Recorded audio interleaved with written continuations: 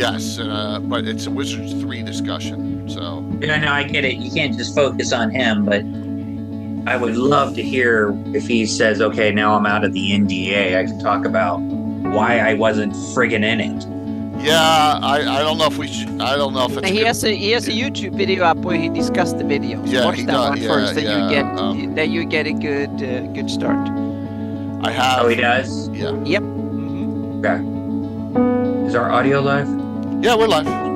Okay. I better watch my language. Nah. Same here. What's up, Chris? First in. Still trying to get everything all set.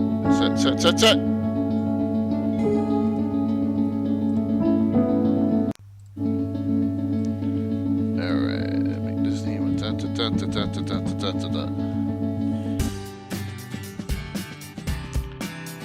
This is ultimate in multitasking. What's up, BB? Oh, front cover.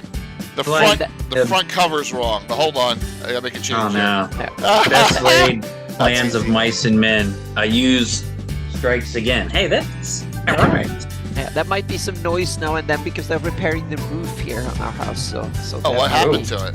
No, there was probably some damage that piled up over the years, and it's like 20 years old now, almost. So there was and your people and these. There is a condo on top of ours, so they probably had leaks in there. We never noticed anything, but now they're going over it. So it's routine maintenance. I think that someone discovered when it was rainy and stuff, and stormy over winter. So nothing. Sound okay out there, everyone? Sound good? Let me know. Yeah. First of 4 streams this week. 4 streams this week and next week.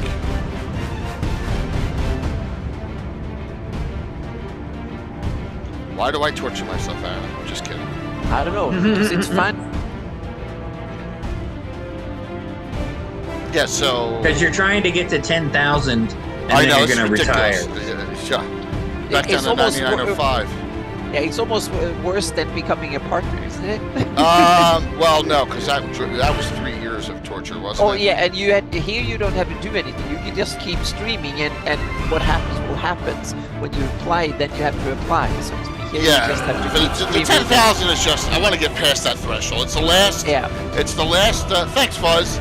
It's the last Best of Dragon Volume 3 giveaway. I said I do every 1,000 through 10, so I want to get there. Right. And I just, it's a milestone. Right. 10,000 is a big deal on Twitch. That 5-digit follower deal. What button next? This one. Yeah, so we're good. All good. That's good to hear. So we'll put it out there. Yeah, it's amazing to think that during your Twitch career, the number of eyeballs that have either seen you and your group playing or living Greyhawk shows or the Sunday Gabbins, is well above that 10,000 figure because not everyone probably follows, right? Oh, yeah, absolutely. That's a lot of it. And that's okay. It's fine. So, and just a lot of it is... over time, it just we keep it rolling and just keep on going, keep on growing the community, So and that's what we're doing. That's what I'm trying to do, at least. So you should know me.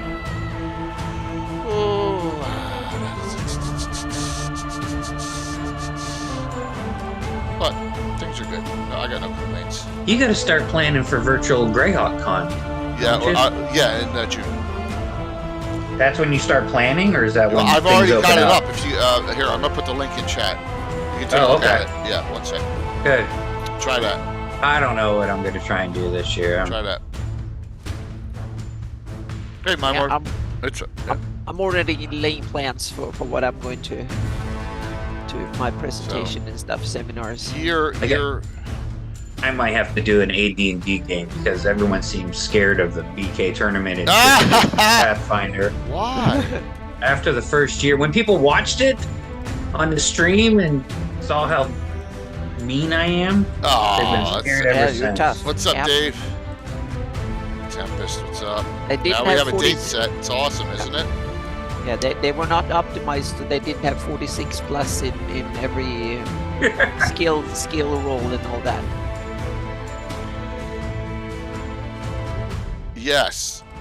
I know it's unfortunately it's a morning session, but that just works this time around.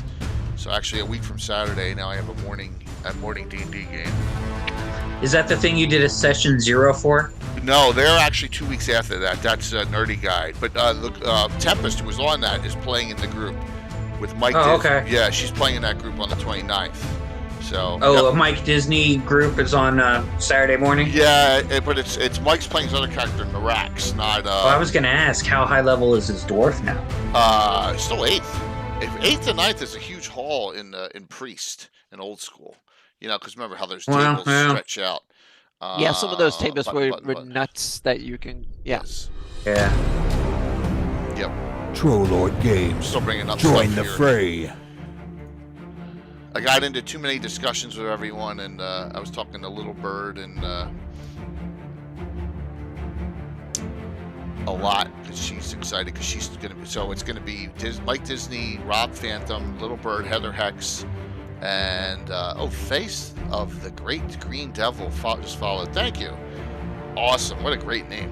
And Tempest. So we'll have 5 characters, and they're all 3 of the ladies playing are all snooty, no bill elves or half elves, and Celine. All 3 of them. Celine, yeah. The con is the con will start Friday until Sunday. Yeah, it's Thursday is too much. 4 days is too much. 3's more than enough. Yep, baby. Hey, that's okay. It's gonna be a blast. The name of the adventure is Overwhelmed. I always love putting those crazy. Like, what does that mean? So, all right, so let me go. Let me put the map up. We're gonna need that on screen. Everyone knows we had a scheduling conflict with High Folk guests. High Folk got pushed a week, but we have Casey. Yay! Yep. That was very enthusiastic. That was funny. That was funny. That was a good one. Yeah, I had this on the calendar, so my wife was like, "What's going on?" And I'm like, "Well, I'm still going on. I'm all, they can't see me. The audience can't see me, but I'm just not yet. The Bandit Kingdom. Good. Well, that was the I use symbol, but and then next week we'll do High Folk, and we'll have a whole bunch of people on. We found some more Triad members. Yeah, we may even have Jason Bullman. I'm going to ask him. Poke him. And if we can get Jason, please let me know, because I'm going to really push for Chris Tulock, who, because he works for Wizards, he might have a no Twitch policy. But if we promise, we're not going to talk 5e, we're not going to talk whatever they call D&D Next this week, right, or D&D 6th edition, or whatever it's called this week. 5.5. I know they don't want to call it that, but that's what it looks like it's going to be. Tonight, anyway. Troy's like, okay, woohoo. Casey. It's awesome. Well, tonight, all right, so this is what we're going to do tonight. We're going to have, open questions, Greyhawk, living Greyhawk, anything you guys want to talk about. It will be, no addition words, unless I decide about it. Okay. That you want an addition. Unless I want to do it. I thought we were going to do an addition word show. Yeah, I guess eventually we have. We can wait until the new one solidifies it. But we need to be drunk for that show. Yeah, then we can have an addition word show. Yeah. Plus, I think it would be better until we know what Watson's doing with the new edition. I was going to say, but when we know when that solidifies, so next year we can have an edition word, because then we have many different wars to talk about. So we don't need to be hung up on one particular one. Don't get hung up on it. Or maybe we should have one before we know, before it gets bad. Yes, I don't know. in anticipation. Or we could have a things we don't like about 5th edition show before they release 2024, and then we can be like, they didn't fix it. I'm gonna play it ass kissing, I think, for the 200 show, unless I get an idea. Okay, we're gonna do 10 things we love about Greyhawk or Legends of Lore. Because I know I took some heat from some of the powers that be about the 10 things I hate about Greyhawk in the session I had on Cabin. So I'm thinking about, well, let's just do 10 things we love, right? So That's a good idea. That'll be a fun show for you guys. yes, occasionally I come up with a good idea. So It has happened. it has happened once in a blue moon. Well, otherwise it wouldn't be that many viewers and subscribers. And stuff. Yes. Well, number one, has to be halfling wizards in the Greyhawk setting. Yeah, that's what really? love. No. I think it'll be a good one. I mean, this week is chock full of unbelievable stuff. Just this is a crazy week with Kuntz, Ed Greenwood, and Grubb, and Ward all within 48 hours of each other. That's insane. More is coming. More just came. Yeah. Yes, a lot more is coming. All right. Face of the Great. Thank you for the follow. Yes, he had he had a ring of visibility. And thank you for the follow. So tonight, as we had to change, this happens once in a blue moon where we had some scheduling conflicts, and Face of the Great Green Devil. Where do you hail from? Are you what community? How'd you find us? I was just curious. Always like to know where we get some new followers and some new supporters. I'm assuming at least Blue Box will be rating into us. Maybe Mike Disney as well tonight. So we'll have a bunch of people on. The giveaways are. Let me get out the. Patrick reloaded me up. Oh yeah. Oh yeah. It keeps you loaded. Yeah. I got two brand new things I've never seen before. I'm saving them for. I'm actually saving them. I'm not going to show them yet. I'm going to save them for the Kuntz and Wizards 3 one. But I got some great stuff, old school stuff. Tia. Oh, okay. Well, that's great. That's great. Because Anna and I are doing work for TLG right now. I love Chuck. I love Steven Chenault and all, and Blue Box John over there, of course. We do a lot of things, collaboration and fundraisers and all that. All right, tonight, let's crank this out. What could be worse? What could be worse? There's a lot of things that could be worse, Troy. I can think of 1,000 things that could be worse. Then and I won't go there. And if anyone asks me a vampire frickin' Thrommel question, I'm just going to ignore it.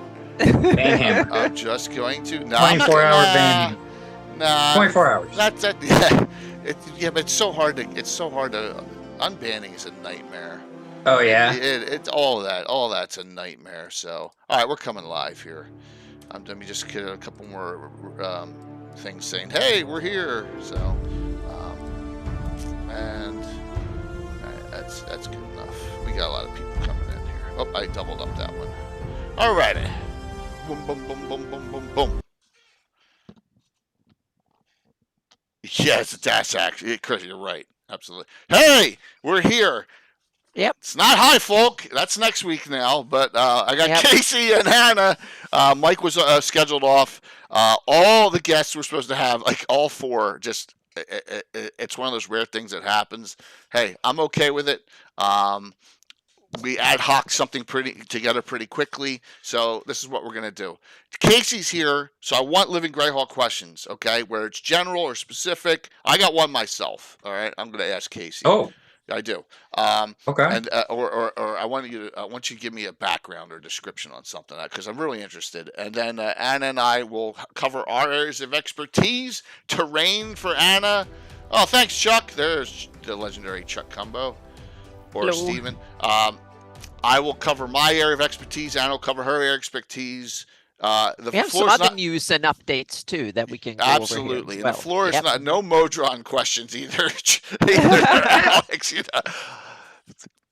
there are some really dumb monsters. I'm sorry. I mean, Planescape, maybe they fit. Getting attacked by a 2x4 is just not my idea of fun. All right. I mean, the concept is a really neat concept, but they just came out goofy. Yes. Well, the thing is that first I thought they were completely ridiculous, and they were like 2x4s with hands and feet and eyes on it, and but then I'm thinking when I saw a nature show where they went into a cave that was full of crystals that just looked just like Mordrons.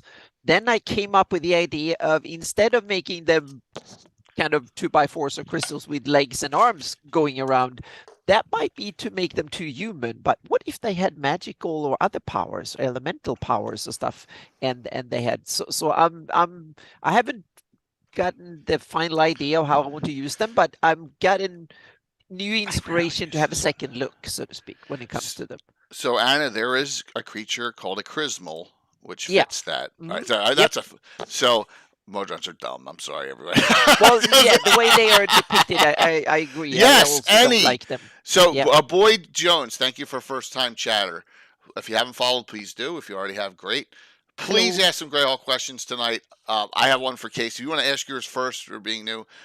It's all encompassing tonight because of our change in no high folk tonight, and it got pushed back. Living Greyhawk's good too. His cat's hanging around there too. Absolutely. Once again, oh good, you are already a follower. Thank you. Trying to get to 10,000 again. I lost.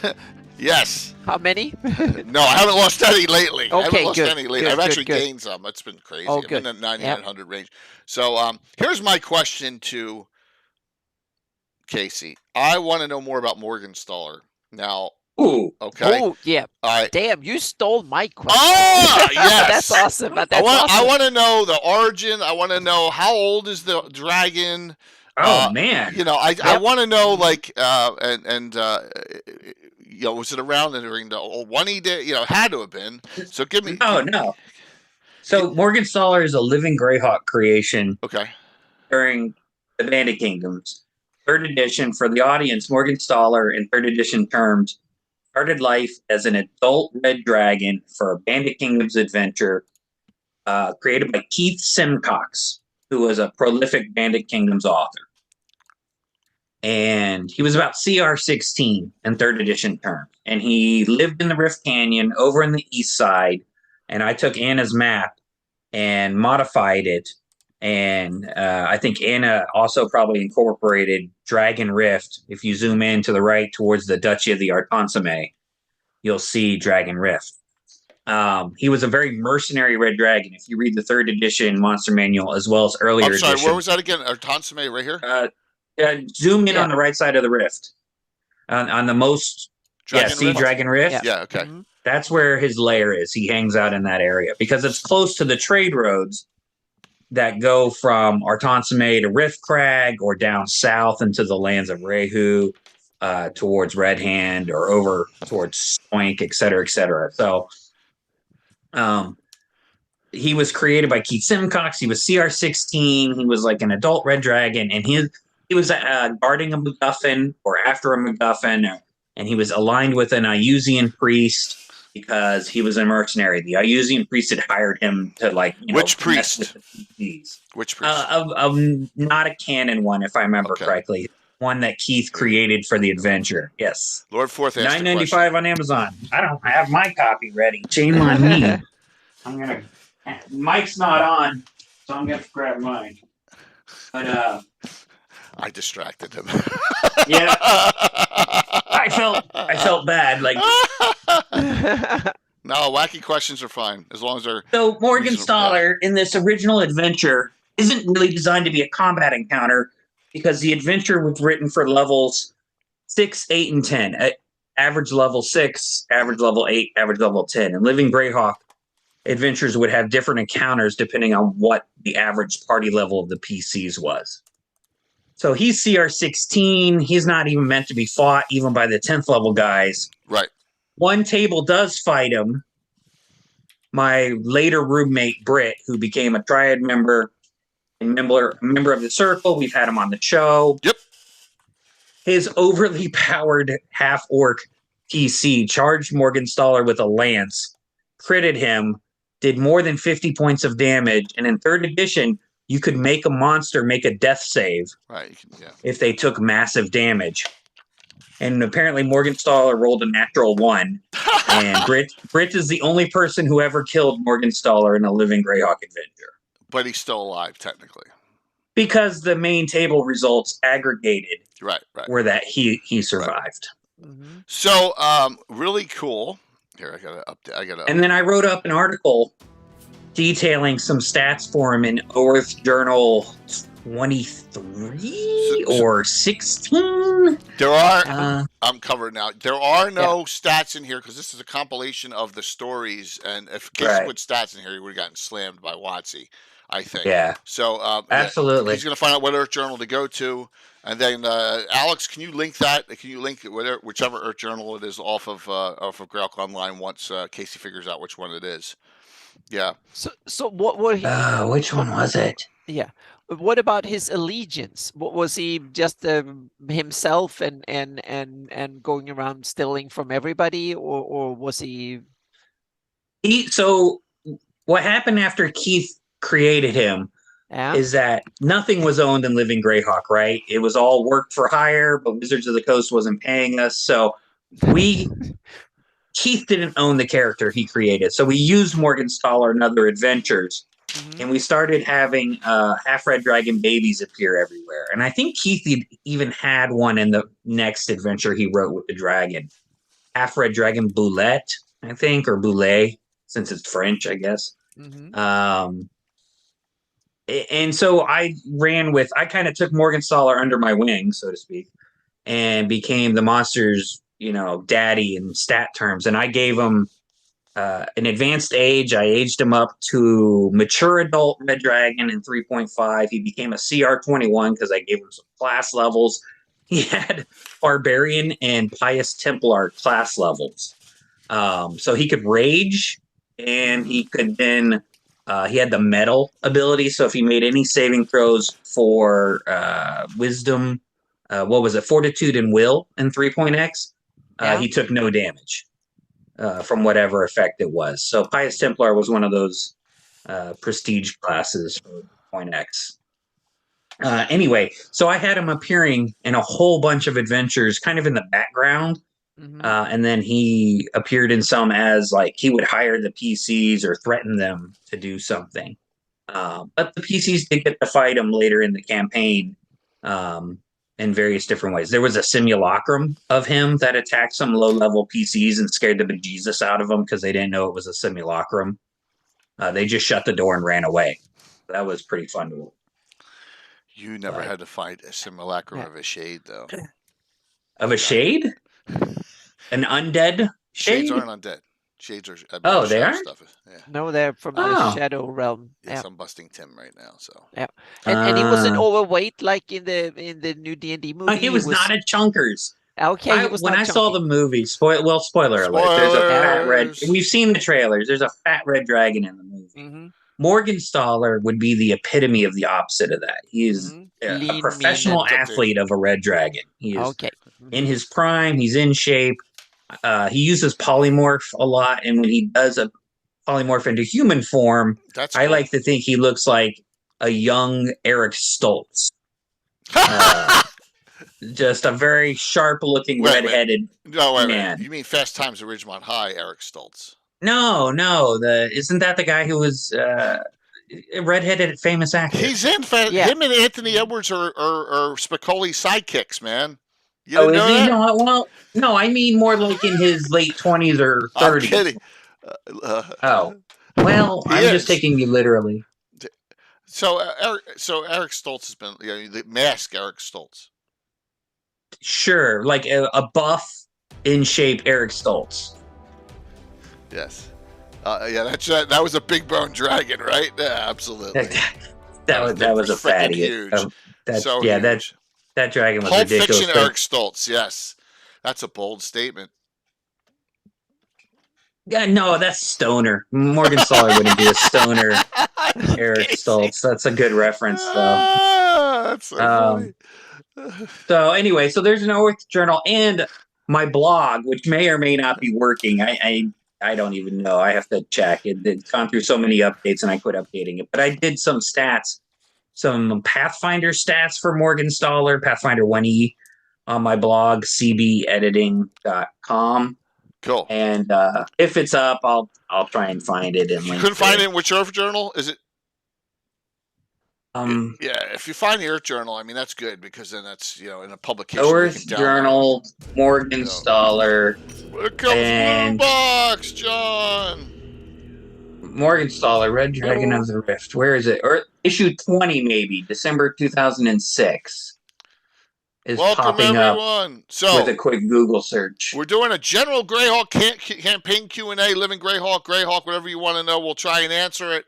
I'm writing down questions because we had some guest issues. High Folk will be next week. So please sit around. The giveaways are going. Standard giveaways tonight for your choice of 2 of great Greyhawk reprints. All right, that's what we're going to be doing. Thanks, Justinius. Looks like we're going to get a hype train going.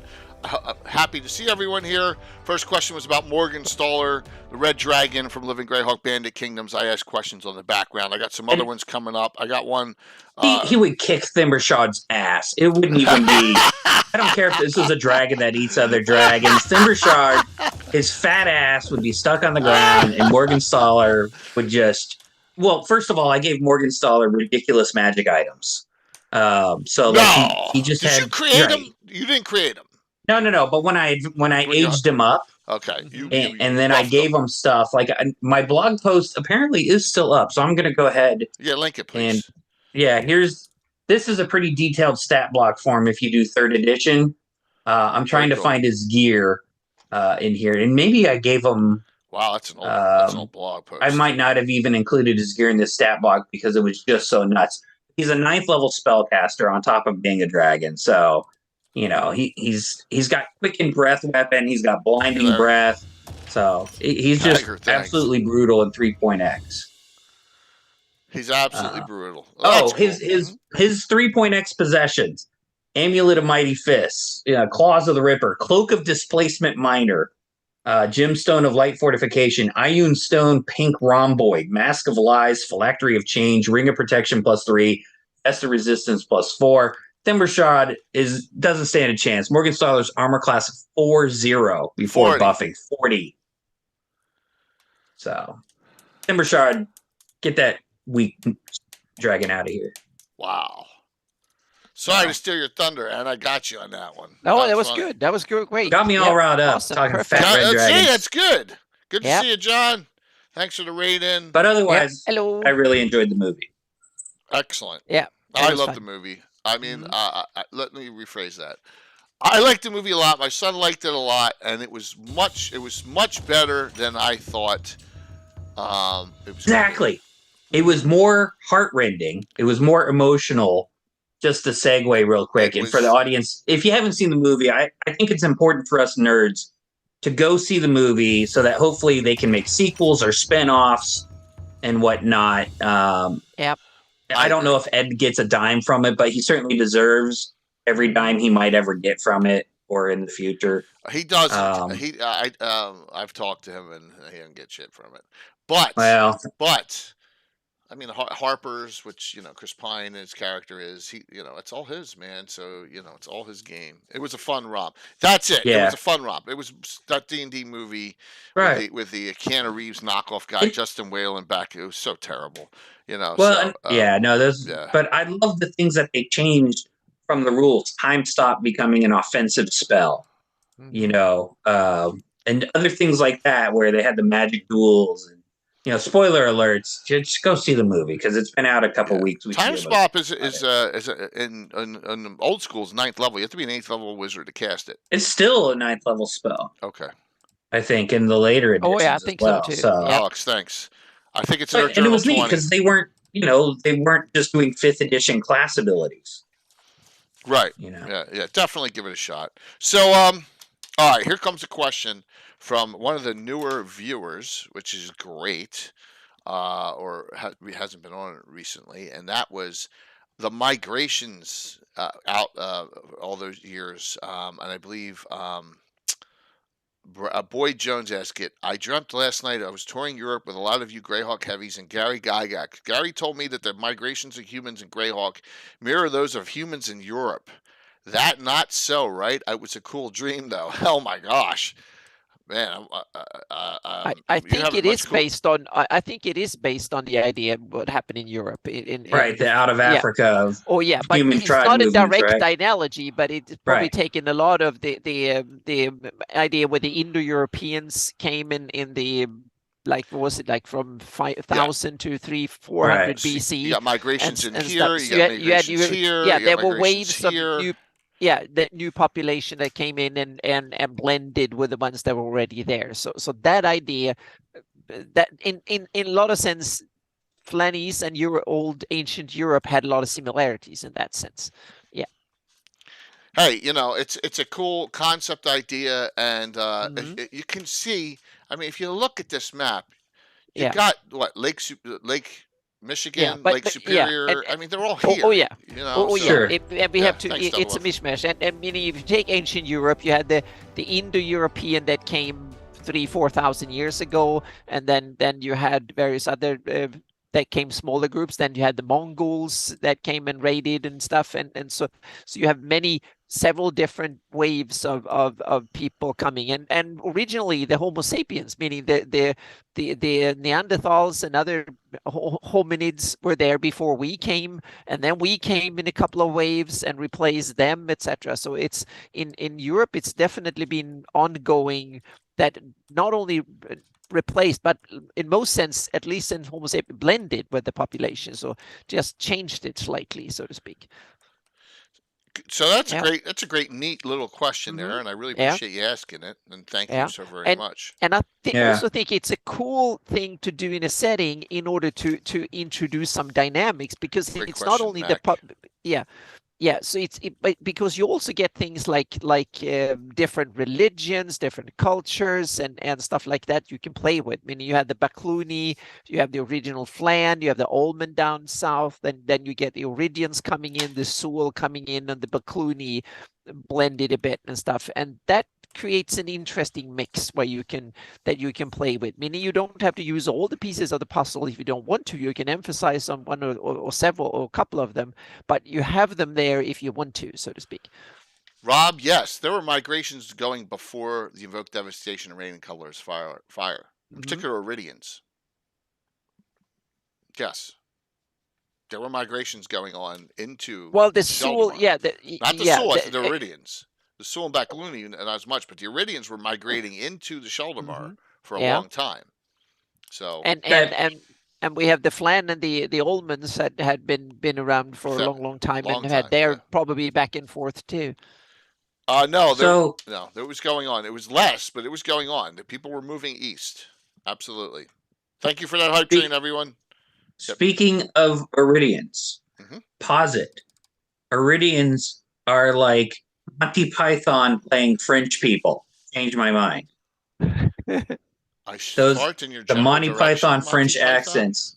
That's how I envision Iridians in my campaign. Really? No. I think they're not quite that silly, but no. But it depends on what style of D&D. If you want a lot of silliness in your D&D, I think it could be perfect.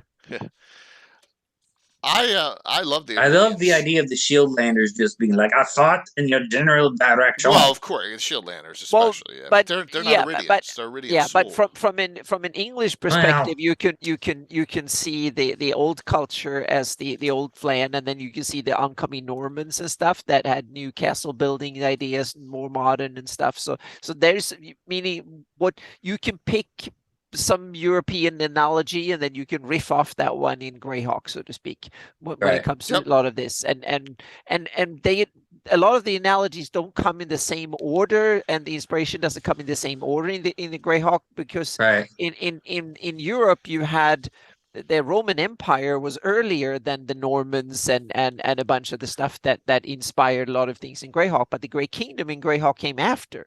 So Greyhawk is definitely not a European analogy, but it's heavily inspired. Right, absolutely. And in my campaign, the Romans are hobgoblin. They form legions like Romans. They build camps like Romans. They just don't have a capital city like Rome. They fight testudo formation?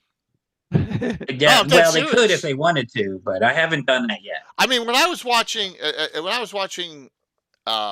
that movie with Brad Pitt, Troy, and those Myrmidons set in a testudo well before the Romans. I'm like, I was like, wow. So I didn't even I realize. wouldn't be surprised if a lot of that stuff that the Roman used were been around with other names for hundreds of years. Right. Long, You prior steal to what that. you see that works best. Grendel's Yeah, skull. Oh, go ahead. I was gonna say it's way back, so I'm gonna get. I have no idea on this answer. Do either of you? Here we go. What is the state of affairs with Tharizdun, LGG 2000, Dragon 294, and the Obsidian Portal? And what if Gord and will Gord's Greyhawk, Krista B. Siren be looked at and incorporated? I'm sorry, Grendels. I don't. That's Yeah. What? It's interesting. There was a Yeah. Greyhawk 2000 article that came out, I think, in a Dungeon magazine, if I remember correctly, and I don't think we gotten to it yet. I think it was but Dragon. I think so. It was Dragon. Or maybe it was Dragon or Dungeon. I'm not sure which one. And it was a short little Thank you, one that Alex. had Good some stories. I've read it through a couple of times, but I wasn't interested in it per se, more than as a little esoteric kind of what if thing. So I haven't studied it much in detail, so I don't remember what everything they wrote about it, so to speak. But it's kind of an interesting. Interesting. If you want to, you can do a spin-off and do a cyberpunk modern version of Greyhawk 2, of course. Good. Casey, you're going to say something? So Tharizdun does get referenced in Living Greyhawk, specifically in the Bandit Kingdom. I don't know what the other regions did. I don't recall if there were any core adventures because that wasn't really what I was paying attention to back then. But in the Bandit Kingdoms, we had an aspect of Tharizdun. Now, in 3rd edition, an aspect was like a baby avatar of a god. Yeah. The easiest way of describing it. And we had an aspect of Tharizdun locked away in Steelbone Meadows, if I remember correctly, or near Wormhall, somewhere around. And the PCs were all tricked into releasing this aspect. There's an actual adventure where the PCs are hired to go do a thing, but the thing they're hired to go do is in like a ancient lost temple of Celestian that this aspect of Tharizdun has been trapped under for thousands of years or whatever. I don't recall. And every single table that played this adventure got tricked by the NPC into doing the thing which released the aspect of Tharizdun. So in the Bandit Kingdoms in years 6, 7, or 8, the PCs had to deal with the repercussions of having an actual crazy aspect of Tharizdun in the shape of That Which Slept. That Which Slept was an epic CR40 Shadow Silver Dragon thing we created. It wasn't some created a technical thing like backstory. in one of the. Okay, I prefer. That's good. So, Steelbone Meadows is Steelbone Meadows. Isn't the one where everyone got slaughtered? Right. That was where 10,000 of the bandits got slaughtered by Partinius, an Iusian cleric. I think it's mentioned in I Use the Evil. He went crazy. He thought the bandits were plotting against him. This is after the Bandit Kingdoms had surrendered to Iuse. Right. They came together to plan next spring's raids against 10 and the Shield Lands and things of that nature. Partinius freaks out, thinks they're plotting against him, and Iuse summons his orc army of assassins, and he summons demons because he's very powerful. And he unleashes them on the drunk bandits in the middle of the night, and there's just a massive slaughter. The humans can't see in the dark. They're drunk. These are orc assassins just killing them, before the alarm goes out. And it's like 10,000 people are killed. Nice round number. And a lot of them become undead. And the canon is that clerics of Iuse cannot rebuke or turn these undead because they're so pissed off about what happened to them. Oh, so they're kind of like drowned ones, unturnable. And yeah, I guess in AD&D, right? Self-willed, because they're self-willed undead with a hatred, almost like a revenant, is unturnable too. Yeah. So we had a couple of adventures in that area. I think I had placed one of the 9 Swords of Answering Replier. Backstory: I had it. One of the bandits who died had it, and so it was found in Steelbone Meadows. This was off screen. Where's Steelbone Meadows in this map? Go up north of the Tangles and start zooming in. I see it. I see it. Yep. A site of interest. Do you know what year that happened? That was probably 594. Hang on, I'm gonna have to reference my book. But good thing to have. let's see if I'm right. Was it? It wouldn't have been 594 because Living Greyhawk was going on. So 584. Oh, was that early? Um, Okay. That But then it was not. I use I got a lot of invaded. references to Mike is Stillborn actually Meadows. David. Mike is working and Oh, out of the state, I believe. I was right. 584. 584. Yes. Okay. Brewfest. Brewfest. Yeah, because Happy it was in Brewfest. Harvester. It was in the month of or Harvester. It's a month, right? Not one of those crazy Yeah. celebrations. Yeah. Right. That the Pact of Greyhawk is signed in 584, and then in Brewfest, the Iusian Burnell. His real name was Burnell. That's his canon name. He was the second in command in Halorn, and he gathered all the bandits together that he could from the Western Bandit lands at Steelbone Meadows, and it was just a big old bandit jamboree where he was going to tell them, "Go attack this person, go attack that person." But then he went crazy Hey, and Chase he Napinski, good to see you. Yeah. killed a bunch of them. Hello. Greyhawk Reborn. So we kind of segued from Thurisden to Steelbone Meadows there. Yep. Jay, good to see you. I heard it looks like Mepicon went real well. I got to get out. It's not that far away. I got to get there one time. Up in Scranton. I got to get to that. So. But we had Thurisden cultists. I think they kidnapped Prince Zeech's sister, if I remember correctly. They were trying to use some ritual that involved royal blood or something, some typical D&D nonsense. So Zeech had to hire some PCs to go rescue her because his men, he's got Hextorian, knights. He doesn't really have sneaky people, so he had to hire the PCs to go rescue. So we had a couple Thurisden things going on in the region. Oh, it's in Bethlehem. It's even closer.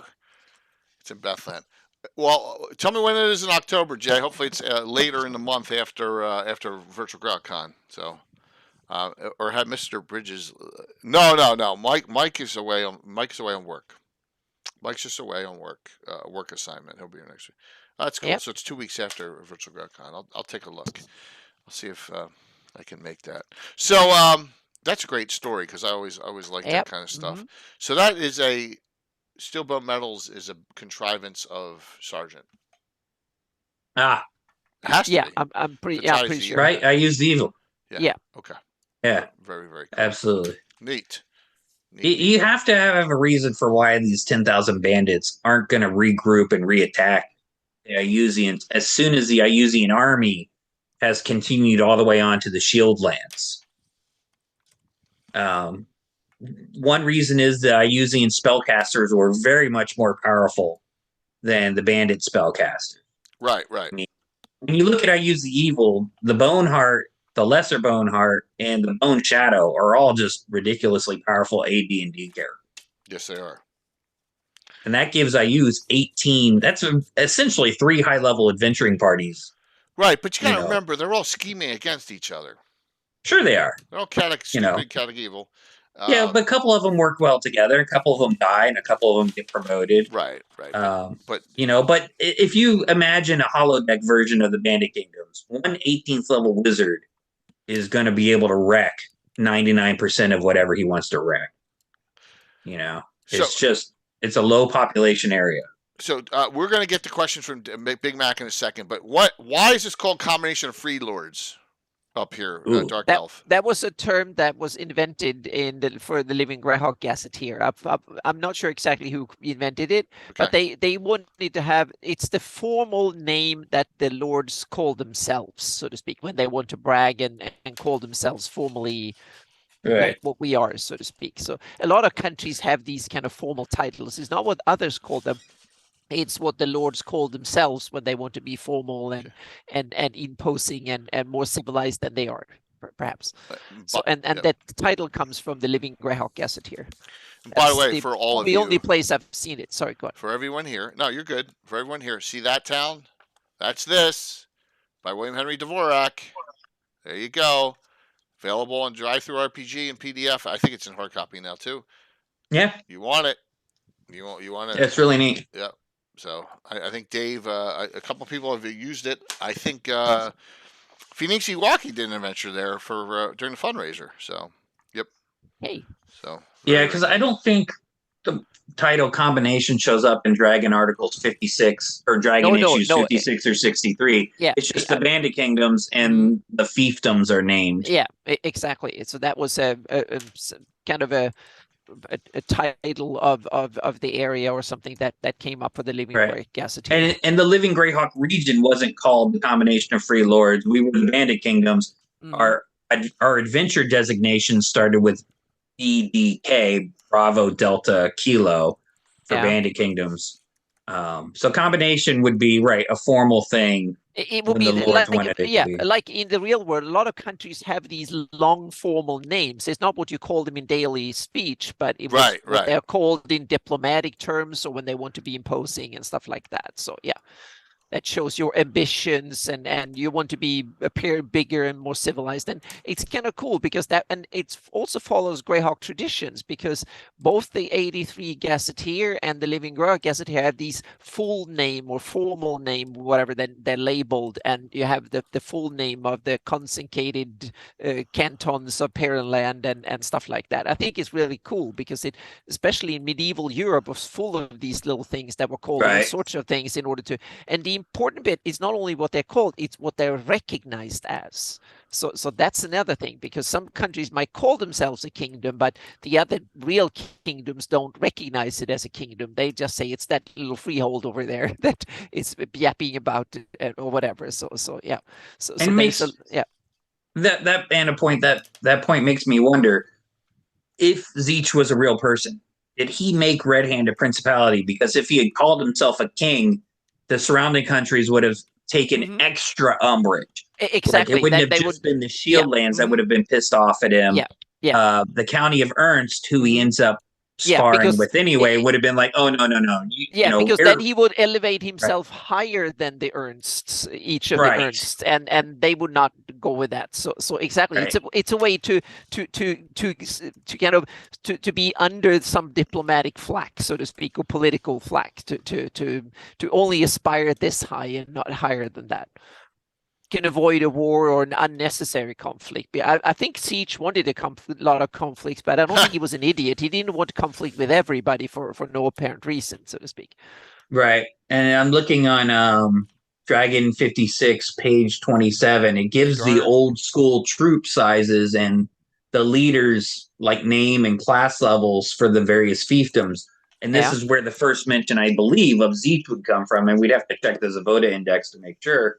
But so we've got Red Hand. It's not even, they're not even calling them the Principality or the Duchy of Art Consomme or whatever. It's just Red Hand. Yeah.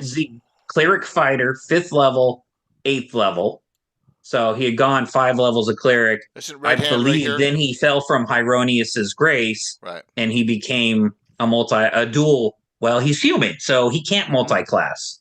They can dual class. Well, in 3rd edition he could. So he duels, right? He does 5th, and then he becomes a fighter. Like all your characters in my campaign. Gotcha. I'm a little fuzzy. It's 3rd edition. Now listen to this. Yeah. His forces, he only has 100 cavalry and 300 infantry. That's nothing. That's nothing. Yeah. One invisible blade barrier can take all that out. Yeah.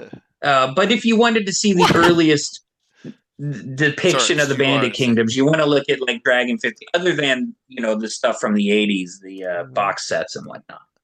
Why would I kill one of Aaron's characters, Garner? What did she do to you?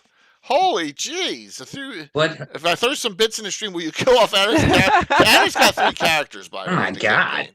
Wow, that's just wrong. Yeah, the elf got killed by a dragon a couple of years ago, didn't she? She did in the fundraiser last year, but she got resurrected. Yeah, she got killed by a purple dragon. Yes. Purple. But that happened. I forgot about that. Yeah, purple dragon. Oh. So, yes.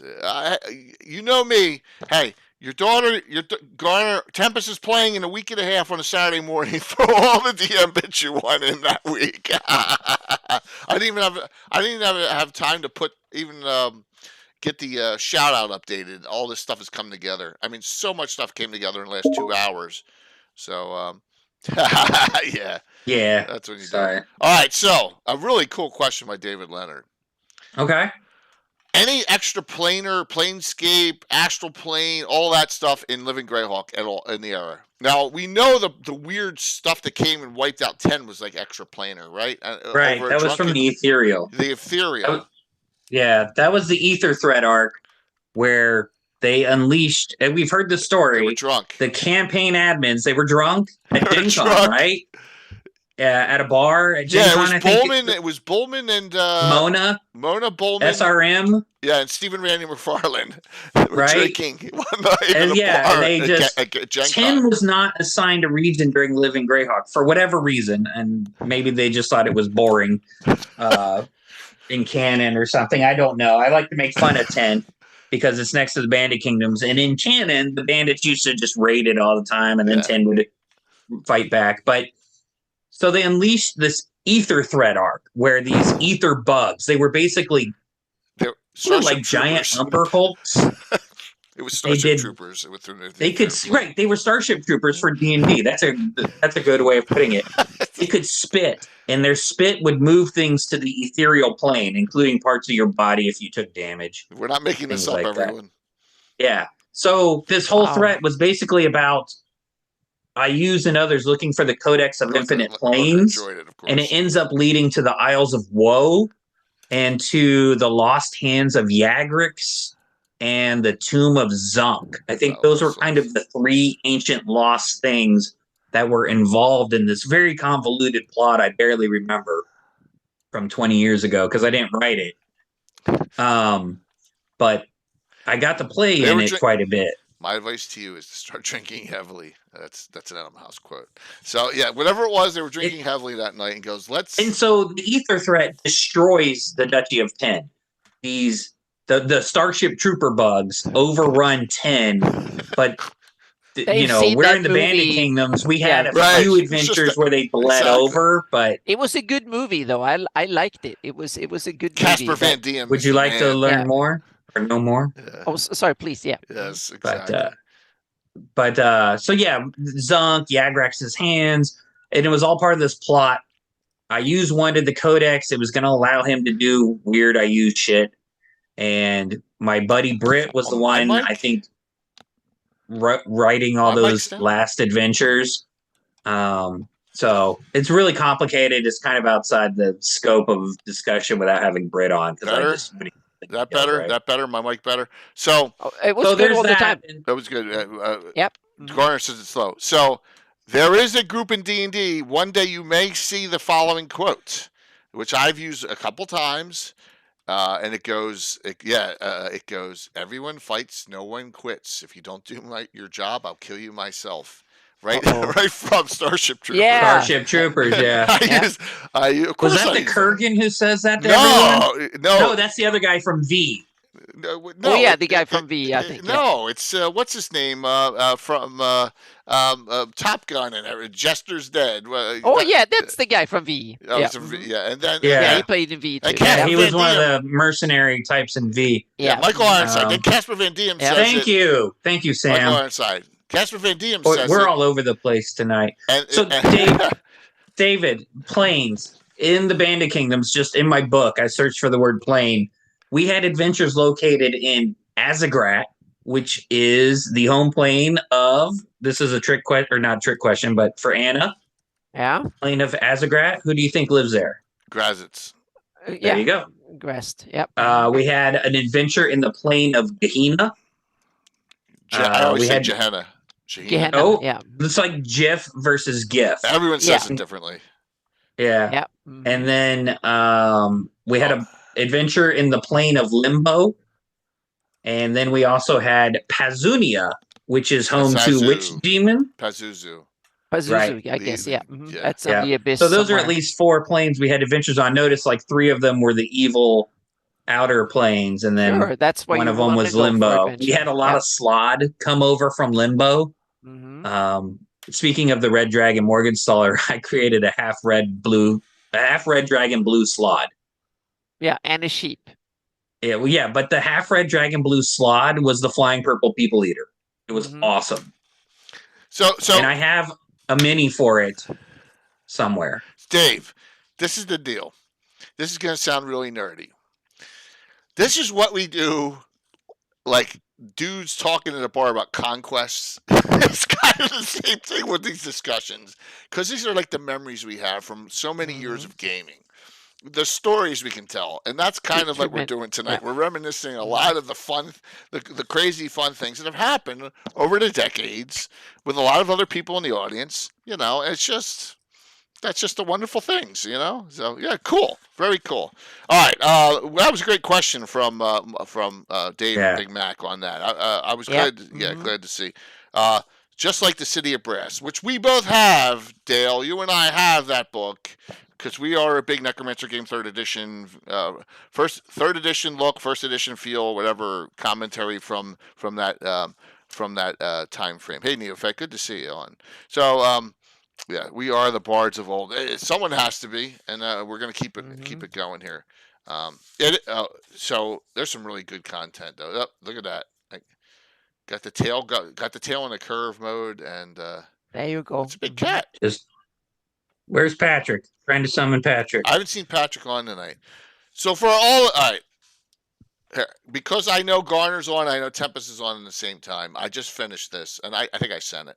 So here we're gonna show just to whet their appetite. A week from Saturday in the morning, we're gonna have another. We're gonna no Darling and Bones this time, but we're adding Tempest to this group, and Mike Disney's playing a different character. It's called Overwhelmed. Adventure number 998.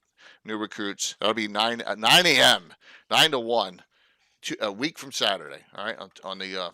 I'll announce that at the end too on Saturday, April 29th. So there you go. Fun thing. And so Tempest, as you all know, is closing in. Yes. Number 1000 is going to be Saturday, June 3rd, an all-day event of a game that's of an adventure that's on my wall of fame. Just my players. We're just going to sit. I'm going to start at 9 a.m. I'm going to stream all day, just like an old school game when we were in college and high school, hanging out, having fun, just playing the whole day. It'll probably be an 8 to 10 hour stream. Yep. That's what we're going to do for number 1000 coming up. Because my guys were fighting me over this last Thursday. There ain't going to be a 2000. If I run 40 adventures a year, that's 25 years. It's going to... This is the biggest you ever do. It's insane. Yeah. Mm-hmm. All right, hang on. Before we segue. I went to we're go segueing leave. All about. We're back and forth. Do you guys think Wizards pull the City of Brass MDT card from the D&D lore? Technically, they say D&D cards were never printed 2 years ago. I don't know. That's a good question.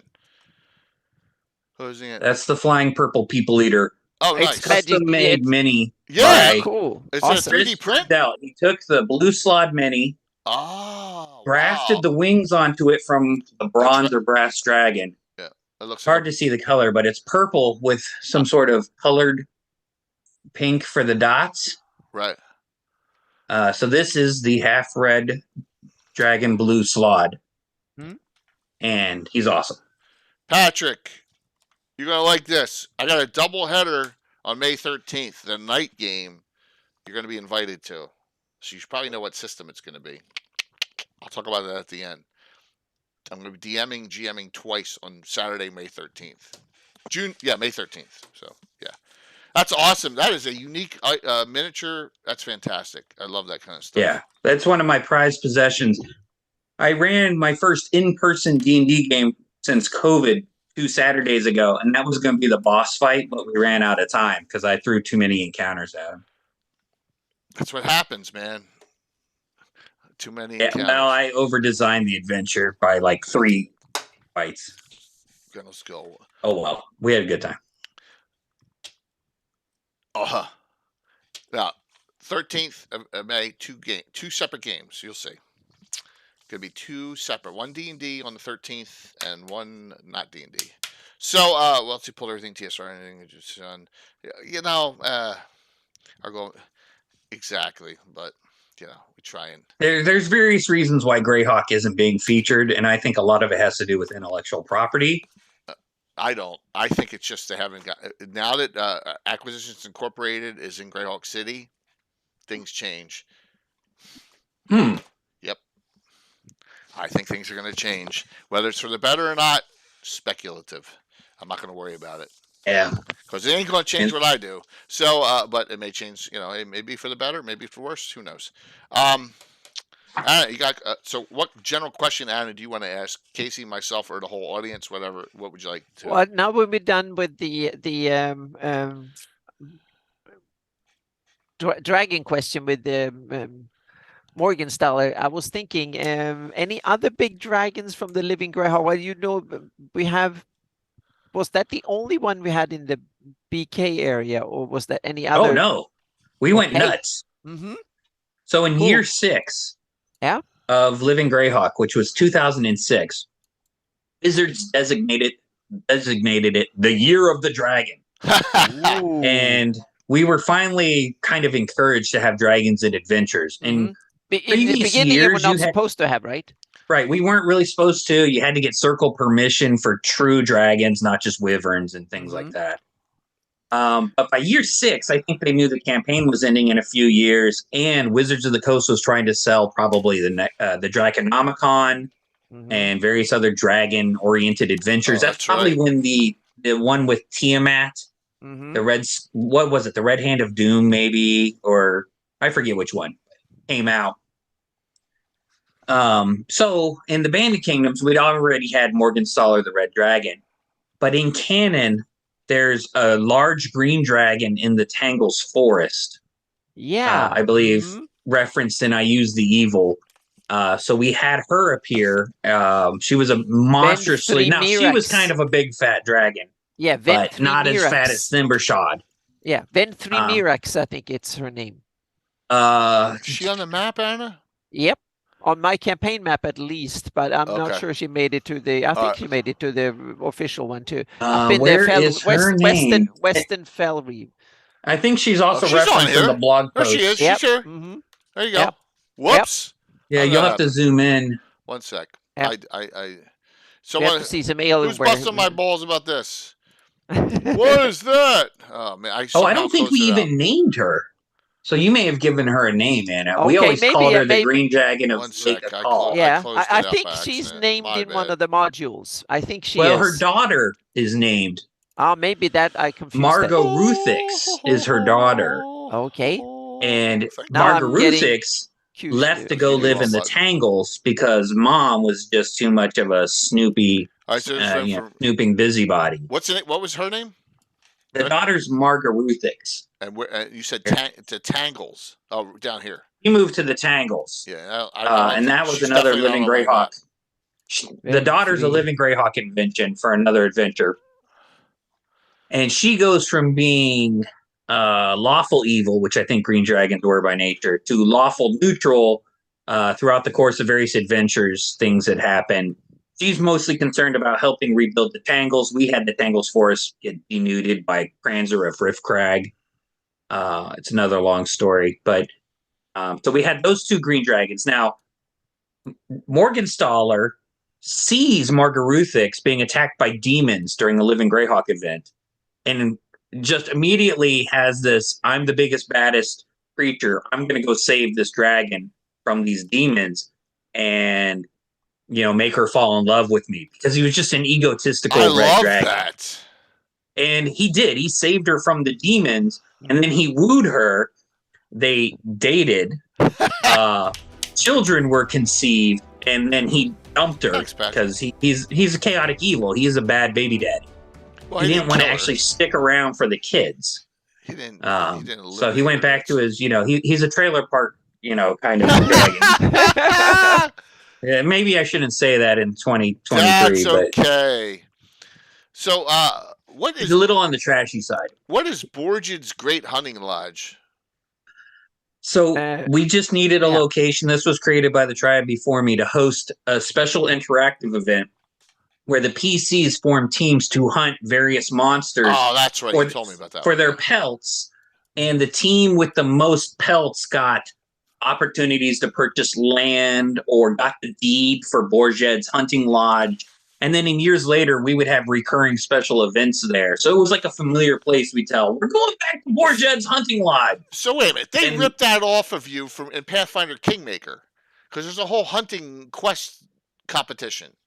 Oh, is there? Yeah. Oh, In I the didn't know that because I computer never game. played Kingmaker. Wow. Yeah. Yeah. And it's in the Tangles? Or just, oh, well, No, of no, course not. It's it's a Pathfinder. Pathfinder, but it's Yeah, it's identical If in it's with. in Valeria River somewhere. There's a hunting Kingdoms, lodge there too. if that's their Bandit Kingdoms, right? The Riverlands, Yeah. Yeah. then I would be a little suspect.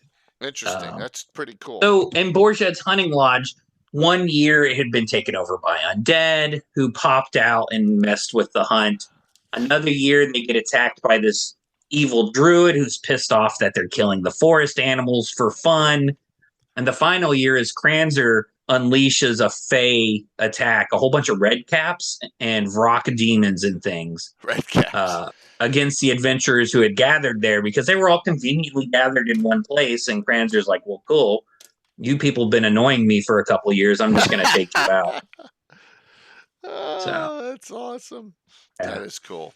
All right. Well, that's a neat little. But other story. dragons, we had a gemstone dragon down in the Artonsame Delta, the Topaz. We had an interactive there at the very delta, the base of the river. Go all the way to the shore, Jay. Radicate Zoom City? in on that shore. Oh, out. Right there in the river delta by Radagast City. Oh, okay. And on the BK side of that, yeah, around there, we had a Topaz dragon who was doing things, and the PCs had to go deal with the Topaz dragon. And that one, I don't even remember its name. That was a Theo special event. Theo wrote it, my friend Austin Judd. But Cool, it was a though. very powerful Topaz dragon, and we had an interactive where they had to go beat it up so it would stop doing bad things or something like that. That's cool, man. That you Yeah. remember that. Yeah. And then I think that might be it for the true dragons. There's supposed to be mist dragons in Lake Akal in the Felry Forest. That's in I Use read the Evil. some little bit of that. Yeah. Yeah, that's in I Use the Evil. But that's also where the green dragon is supposed to live. So it's a little weird that It put gets two a different bit types crowded. of dragons there. Yeah. it gets a Yeah. bit Well, crowded, that's still a yeah. large lake. Yeah, it is. It is. It's got floating islands. It's like the islands are like from Avatar. They float in the air above that lake, if I remember. Above it, I thought they were floating on the surface, but yeah. Wow. I could be wrong, but I thought they floated in the air. It's been 20 years since I read that paragraph. Interesting. We should have had a black dragon somewhere, in the effluvial swamp, but that wasn't really our region at that point. I think that they gave that to Shield Lands, or they just left it alone. So I had the red dragon and the green dragon have a baby, and one of the babies was a yellow dragon that the PCs got to meet. Yeah. So I used the Draconomicon from 3rd edition to give it, its yellow dragon stats and all that. Yep. It's a really good book. Yeah. We had a Greyhawk dragon in Rook Roost, which I call them, to me, they're the steel dragons. I think they're one and the same, steel dragon and Greyhawk dragon. I know some people will fight me on that. I won't fight you, but it's a possibility. But it's the largest city in the region. It could easily pique the interest of a Greyhawk dragon, right? Because they're very urban, right? Yep. Yep. And so that dragon was actually. This is all background that it's not really. It's in the background of adventures, but it never mattered. The proprietor of the most popular bar in the town was the Greyhawk dragon, and he had taken a vow of silence, so he didn't ever say anything because he knew if he talked, he would accidentally reveal he was a dragon instead of just being some guy, a retired adventurer who'd opened a bar. So he never talked. But so that's just a little backstory we had for that bar. That's cool. So quite a few dragons, and we probably should have had something in the Bluff Hills. But then that which slept was a ancient undead shadow silver dragon thing, and it eventually settled in the Bluff Hills. There's a shadow cavern up here. Yeah, that's probably her lair. Yeah, and there's another place up there that is also full of lore and kind of And that is the Perdition and Dragons March are two other places. Right here. Do you have some stories of them? Yeah, Perdition was a gnome community. So they were mining. The gnomes were just down there mining their own business. And the bad things happened in the Bluff Hills because of this ancient monster Thurisdan dragon settling nearby. They all fled to the Rift Barrens, and they created another gnome community as far away as they felt. So it's an it made abandoned sense. mine right now. Yeah, that would be an abandoned gnome community. What about That which slept was in third edition terms a CR-43. Oh She my was not meant to gosh. be fought by the PCs. One adventure, Wow. you went into her lair, but she was asleep, and like her tail would move and attack you while she was asleep. You know, things like that, and you had to get around her without waking her up. Thanks, Mike. And it's like if you attack her, she wakes up and she just kills you all. We don't even have to roll initiative because at CR-43 she could fight a demigod and win. Yeah, I'll say that's insane. CR. Yeah, but she was fully statted out. We had the stats if we needed them. Wow. Yeah. Nuts. In third edition was really silly with what you could do when you advanced the monsters and gave them class level. Yeah, because she had like 10 class levels from the Draconomicon. They had prestige classes for dragons. Right, right. So she had like, right.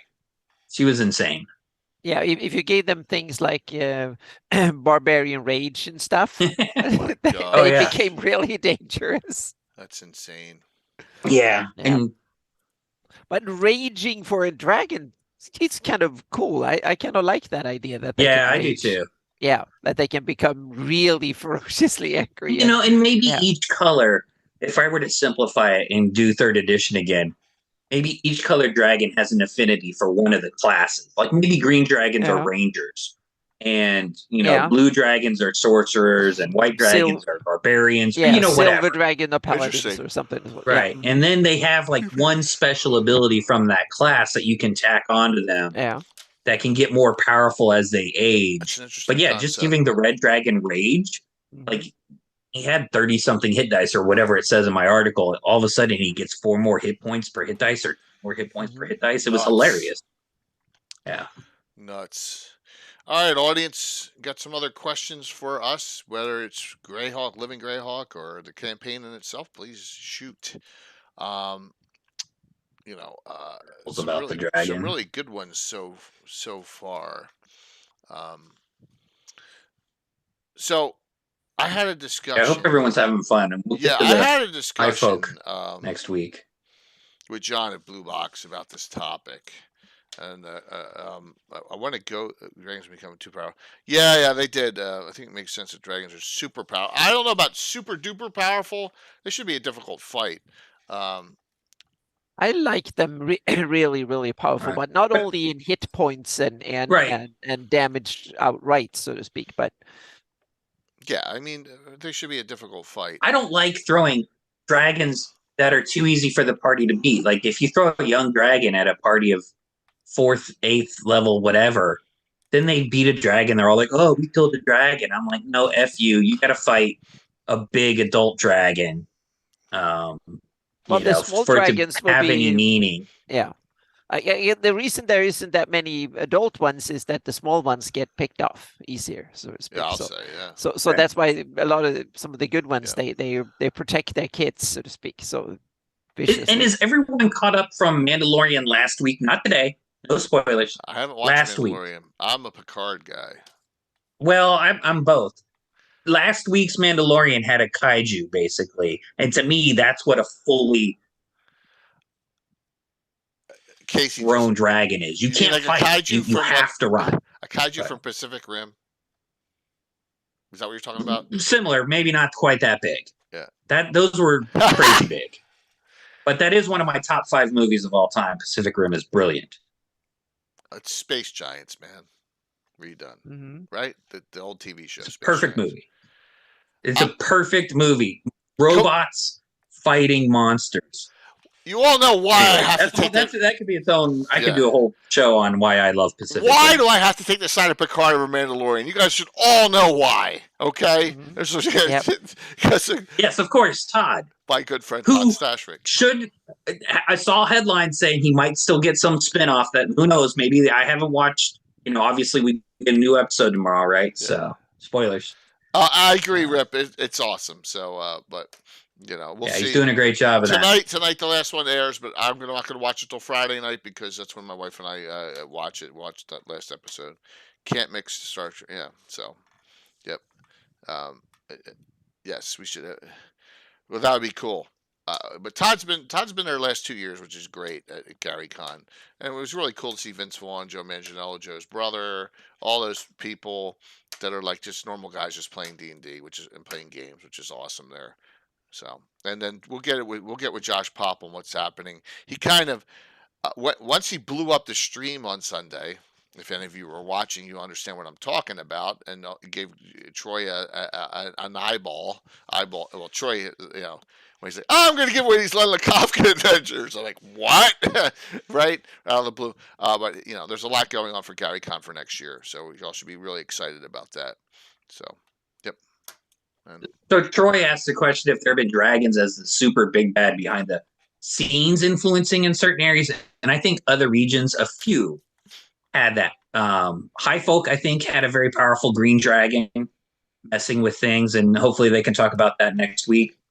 But every time we have these Living Greyhawk shows, I ask them, hey, what were the big monsters in your region? Were you using dragons and stuff? Mm-hmm. And there's very few of them that had the dragons in any meaningful sense other than we needed a CR-16 monster that would be a memorable. I don't like dragons. Memorable fight. I hate dragons as a throwaway. You're chopping, by the way, Casey. You're chopping in and out a little bit, just so you're aware. Yeah, a little bit. A little bit. My Ethernet cable is unplugged. Sorry. Oh yeah, you plug it in. Yep. Mm-hmm. Yeah. So, couple things. Dragons in my campaign, I like them behind the scenes. I like the Greyhawk dragon. Love that concept. I don't have dragons running organizations. I see dragons as kind of like the way they are in Tolkien. They're kind of loners, or they may have some minions or whatever. My baddies tend to be humans. Dark Brotherhood, slavers, a lot of humans doing bad things, right? I mean, humans are the worst creatures on our planet. They're going to be the worst creatures on others. Absolutely. But that's all right. That's just a personal thing. So, RPGing with the stars. It's always a good thing there. So let's see. Let's say it's everything I could have hoped for. Yeah. So all right. Here comes a. Phew, let's see what sticks to the wall. Mm-hmm. All three of us. Give me something in your campaign arc that's coming up. That you're DMing now. Oh. Good one. Go ahead, Anna. Keraptis. Nice. What? Yep. And that's a spoiler to the people that my players. They don't know what's coming, but Keraptis is coming. Yep. Nice. He's not been mentioned yet, but he's coming. Yep. Casey, we'll get to that one after. We'll get to the Troy question. Yeah, totally. Absolutely. So an arc that you're going to be doing could be small, minor, major. In my Ghosts of Saltmarsh, the PCs are getting close to the last adventure. They are currently exploring the underwater temple to some kraken or kraken god. It's one of the side adventures in Ghosts of Saltmarsh. Anyway, I have put at the bottom of a rift in the ocean this locked away kraken. Actual full-grown kraken who's been captured and locked away by these cultists. That cult just recently got discovered by Bone Shadow Sunaferal of Ayuza's forces, the Bone Shadow. Now I'm going to go deep. I use the evil canon here. Ayuza has 6 Bone Shadows, and we know about Lord Omni, and we know about Keek and Gleed and Sunaferal, and there's 2 others who I'm forgetting right now. But anyway, so Omni and Keek get most of the attention. But Suna Farrell is this crazy badass elf wizard, if I remember correctly, who goes and explores lost, mysterious, evil places, specifically looking for powerful magic. Isn't he a seeker? No, he's just a bone shadow. And he is just a badass. He's a one-man dungeon wrecking machine in canon. He's a wizard who's is he a wizard using magic to bypass traps. Is he a old school fighter mage, or is he just a wizard? I don't think so. I think he's a straight class wizard. Is he the Bone Shadow in Marklands, or is that in I use evil. I could have sworn he was. Right. Someone look up I use the evil and search for Suna Farrell. I thought he was a fighter mage. So I've had him appear in my Ghost of Saltmarsh campaign because my main bad guys are Iusians. I mean, big shock. I do that because of the Iusian Tiefling, who's an NPC in the Ghost of Saltmarsh 5e book. And then I just said, you know what, the hell with this. I'm going to have this big Iusian stuff going on in the background because that's my bread and potatoes, or bread and butter, meat and potatoes. You know what I mean? So she teamed up with Lord Obme in a previous adventure or two. In canon, in Against the Giants, G1 through 3, I think it's mentioned Lord Obme is wanted for murder in Keeland. In my Ghosts of Saltmarsh, I have him murdering people in the town of Seaton as the thing that gets him wanted for murder in Keeland. Thank you, Zump. It's Captain Zendros, I think. Good job. So anyway, the Isle of the Abbey, Iusians. Yep. So my PCs, none of whom played Bandit Kingdoms during Living Greyhawk, my players, keep bumping into Iusians, and I make sure the Iusians always escape. They never fight to the death. They cast invisibility and they get out of there or whatever. Good. My PCs are now 10th and 11th level. They're losing their minds, and they're about to go down into this underwater cavern where they don't know what the hell's down there other than this fracking cult kept sending monsters out of it. And they're going to get down there, and Suna Farrell and Captain Zendros and Lord Obme and some other Iusians they've encountered are all going to be down there waiting for them because they've just been, casting divination spells and scrying, and they're ready to set a trap for the PCs. So that's kind of where I'm going. And then after that, assuming they survive, they'll do the last adventure in the book, which I can't remember the name of it right now.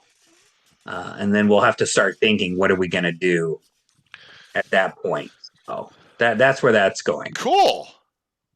And he's not listed in the. It's Lord Obme, Keek, Gleed, Griswold, Hand, and Lord Dorag.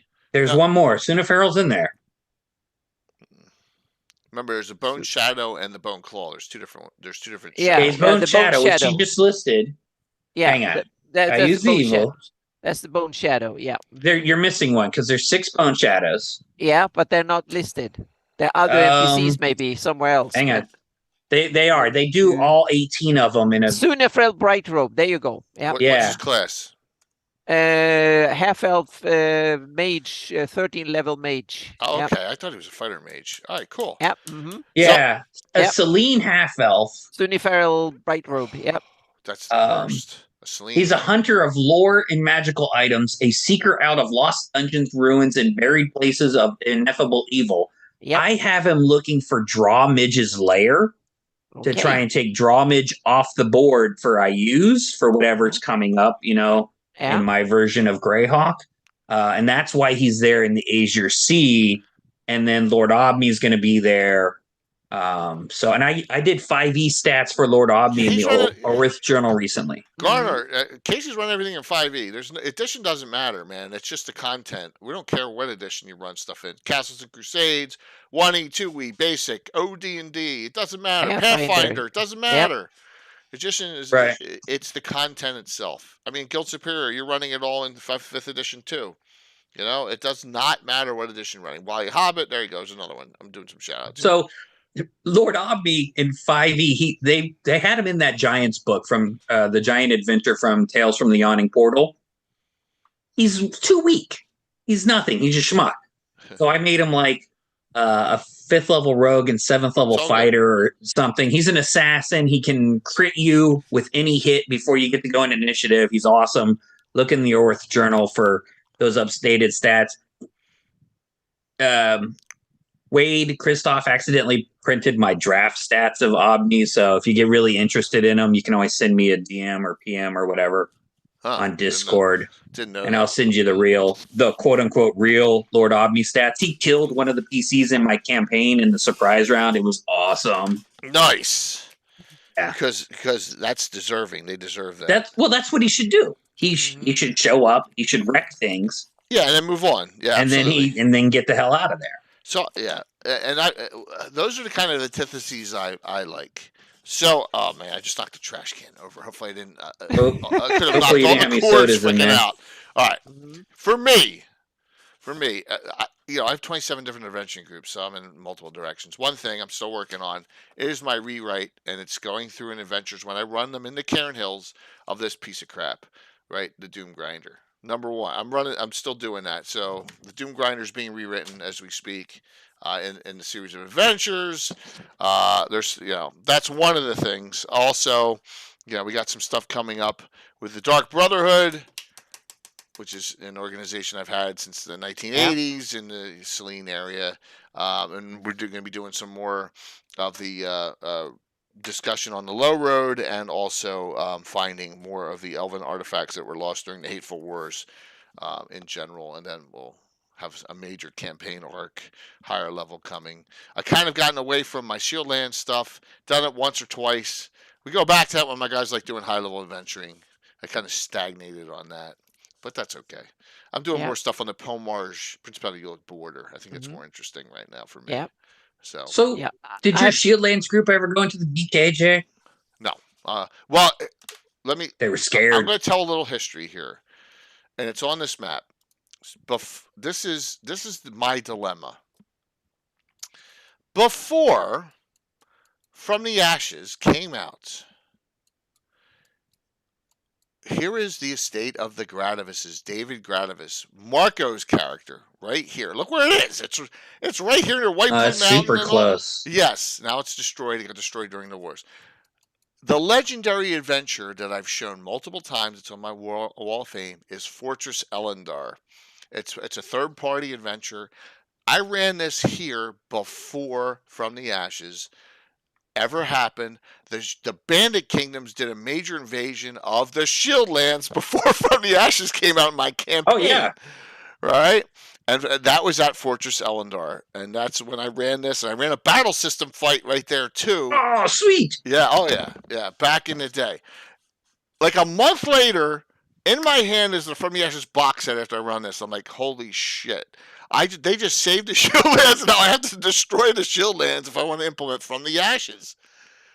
It's just crazy, the timing on that. And that's where, and so it took me a lot of time to do that. And now they're fighting back at the Shieldlands. I ran right here, right at the Gradavis estate.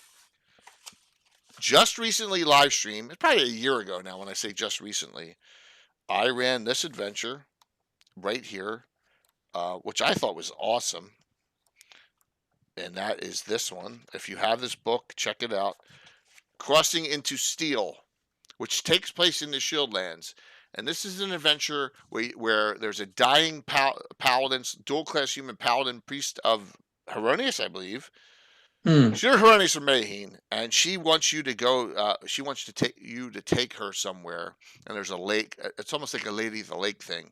And there's a lake right here at the Gradavis estate, and I ran that. And then that takes place, and then the second one, because you get something at the end of that adventure. I'm not trying to ruin spoilers. Eventually, you run this one, Face of Xenos, which is the second one, which has to do with the next one later on down the road. So there you go. But that's some of the things I've done in the Shieldland. So are you? I feel that pain. I was playing the Greyhawk Wars, and suddenly the box set was really. Yeah, you know what? It's just like Rob, and it took me 5 to 10 years just to implement it into my campaign, figure out because I got all this other stuff going on. What's going to happen? What's going to happen in the Vespi? What's going to happen?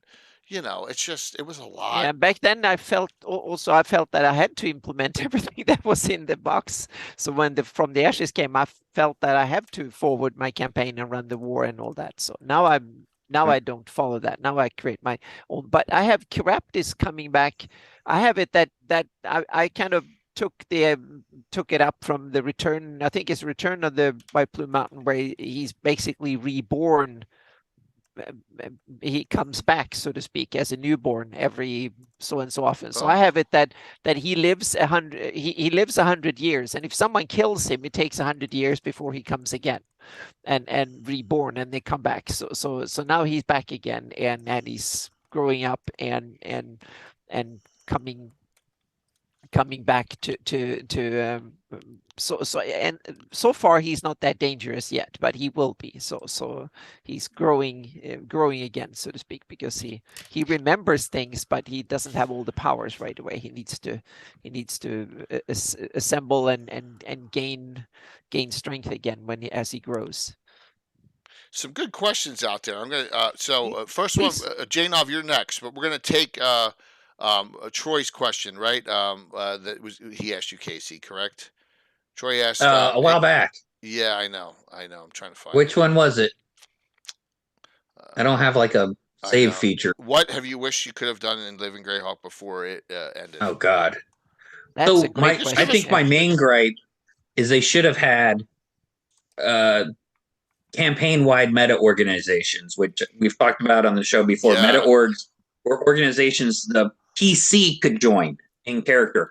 You could be a member of the, Thieves Guild of Rook Roost, or, the Divers Thieves Guild, or Sergeant of the Guards in, Stoink or something, whatever.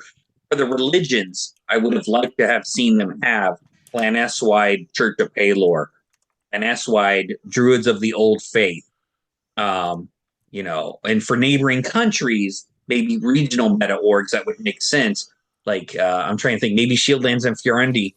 What is it? Knights of the Heart? Knights Hearts. of... 3 sex. Knights of the Heart. SEC. Right, and don't they cross borders with Fiorendi and Shieldlands? Or Valuna? No, I don't know anything about... and High Folk. Right, so those should have been multi-regional organizations that were coordinated in the campaign. And they Knights of the Watch, they too. Weren't. And Geoff, Knights of the Watch should have done, too, because that covers all of the mountain range, right? Knights of the Watch, all the way up and down here. Yomery, Starrich, which wasn't an area, and Geoff should have all had Knights of the Watch meta org. Yep. And they should have, they should have set their ducks in a row legally so that they could republish the Living Greyhawk adventures. But they did them as works for hire for the core adventures, and they paid the core authors a pittance, like 50 or $100 I think it was, per core adventure. So Wizards of the Coast owns those adventures, but they stopped paying regional authors at the end of year 2. So any regional adventure, meta regional, interactive, etc., from year 3 or later is actually co-owned by Wizards of the Coast and the author. Wizards of the Coast theoretically owns their copyrighted, trademark, dress mark, etc., and the author owns the story, plot, original characters. No one can reprint these adventures as a result. Like when I sell my Living Greyhawk adventures, they are stripped of the IP for Greyhawk. And that's why I'm worried that they're going to go way back and erase everything that's happened when they re-release Greyhawk. And I'm sure they will. Oh, they're absolutely going to go back to 576, that's right? That's a discussion for another time. I don't think they will be. I don't think they will honor the different years. I think they will just make a best of kind of they're whatever not going was to do cool. Years and stuff. Yeah, I agree. Yeah. They're not into that anymore. Yeah. And I pitched to Perkins years ago when they were talking about, we love Greyhawk on Twitter or something, and we love IUs. And so I reached out to Perkins and I said, hey, hire me to do a best of Living Greyhawk IUs 5e adventure arc. I will take the best Living Greyhawk adventures that dealt with IUs. I will turn them into a coherent level 1 to 12, level 1 to 20 adventure arc for 5e. Give me 2 years and a budget for freelancers. And, Perkins' response was, thank you for your interest, but, we're not interested. And there's been nothing Greyhawk other than Ghosts of Saltmarsh, right? And a few mentions here. Like Tasha's, barely had any Greyhawk references in it, the 5e source book. But now with Crawford and Perkins in Greyhawk City, it's all going to change. I'm telling you. You think? Why else would they put Acquisitions Incorporated in Greyhawk? That's a good point. I know. But anyway, so here comes some other good questions here. Janov, any of you superpros everywhere in Greyhawk you've run adventures around? No, I mean I can't. I've run 996 adventures. But What was the question? where you put your Greyhawk adventures superimpose around. So here, I'll show you real quick. I have some that I have Anna add to the map depending on the importance. There's some that I'm behind on having Anna add or whatever. But like I got two here. These two here are from Troller Games, U1 and U2. So Norwell, that's where we are now running. I should put the Lost Road, Last Stop on the Road adventure right about here. And then, so for me, it's there. Celine, Altamira, Pomarge here, Hardby, Greyhawk, Shieldlands, and Vestvi.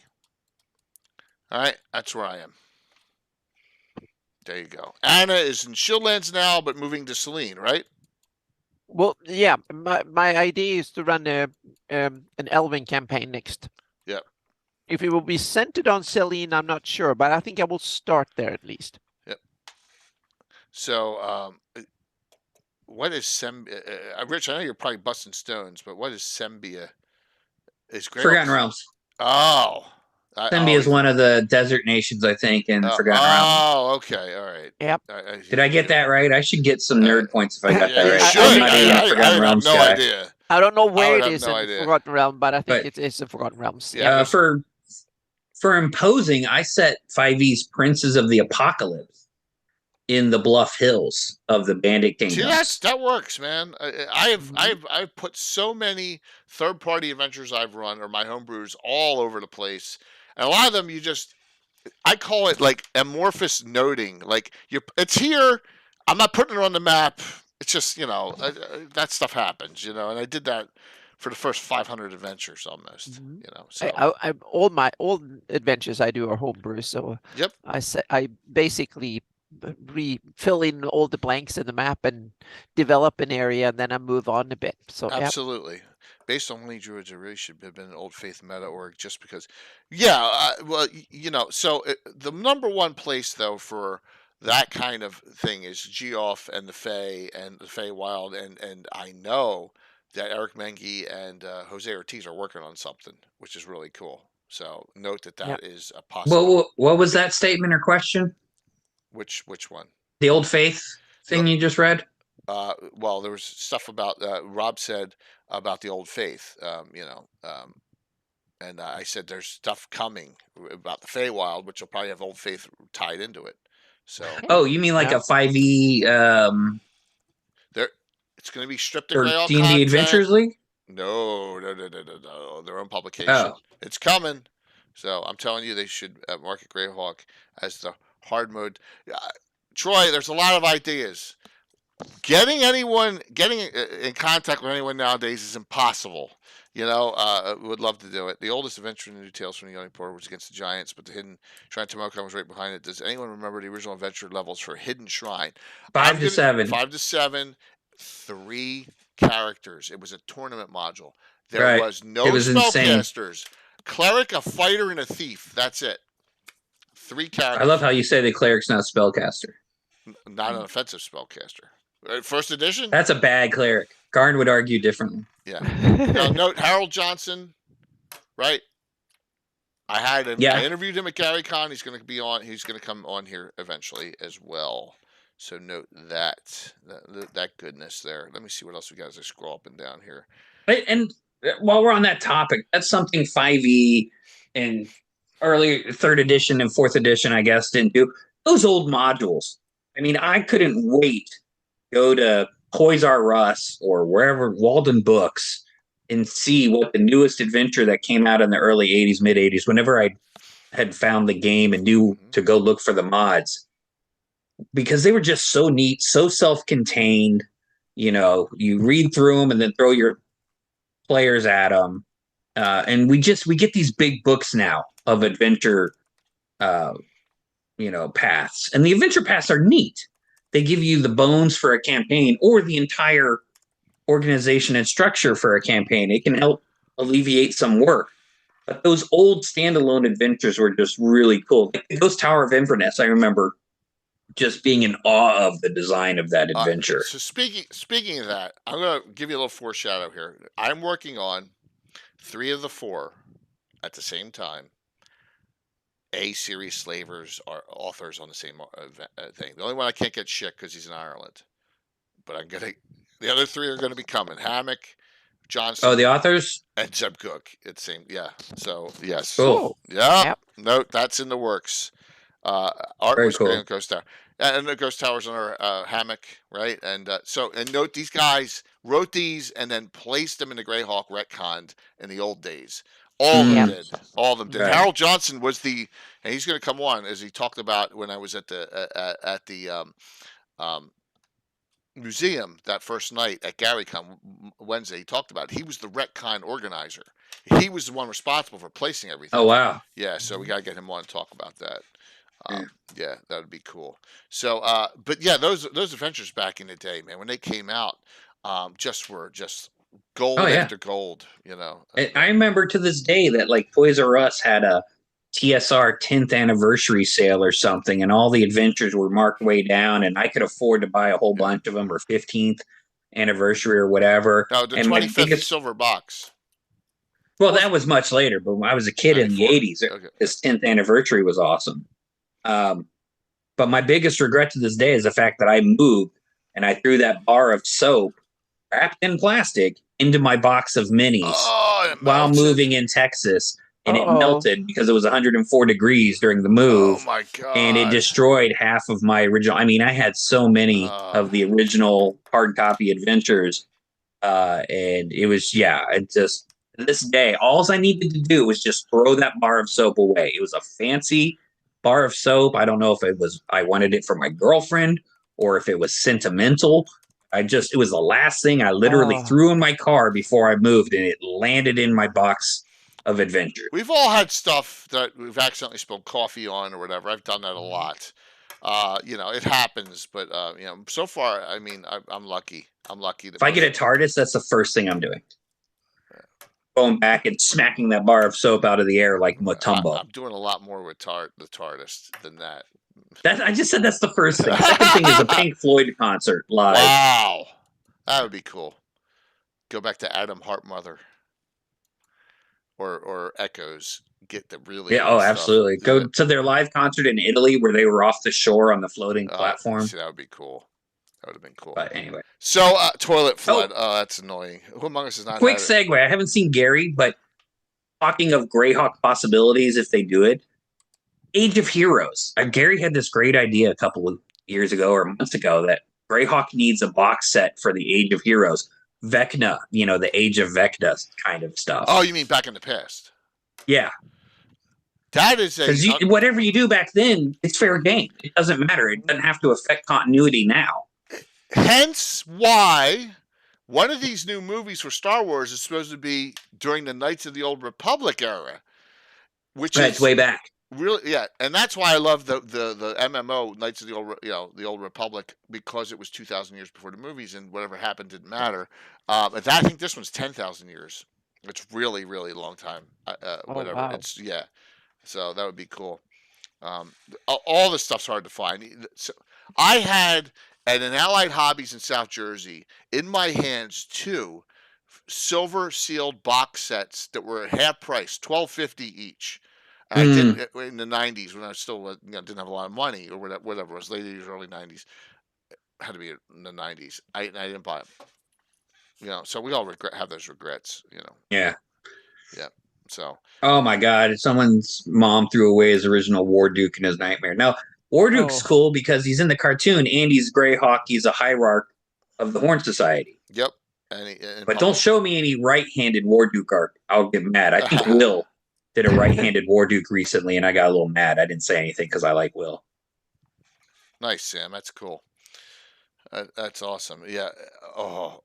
We all have stuff that we've lost. We all have, like, I can't find my original dice from my original box set from Holmes Basic. I have my chits uncut, but I don't have the dice.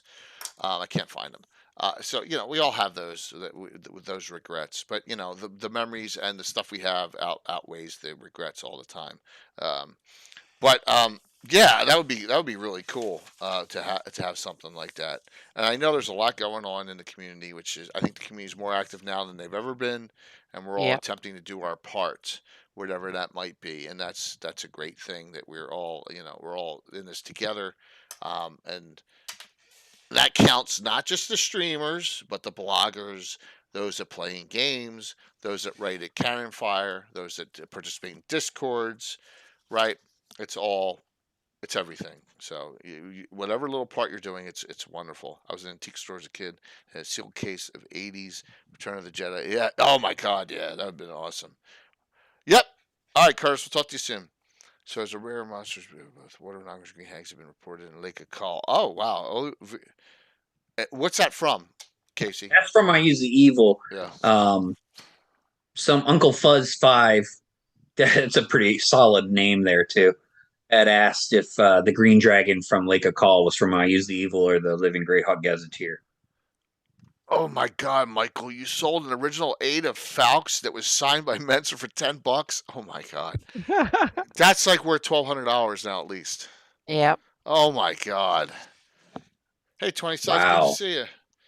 Wow, that I hurts. mean, we all do that. Like I sold a Fiend Folio for like $75 Yeah, 1,200 in 2003 or something like that. How much would an original Fiend Folio be in good condition?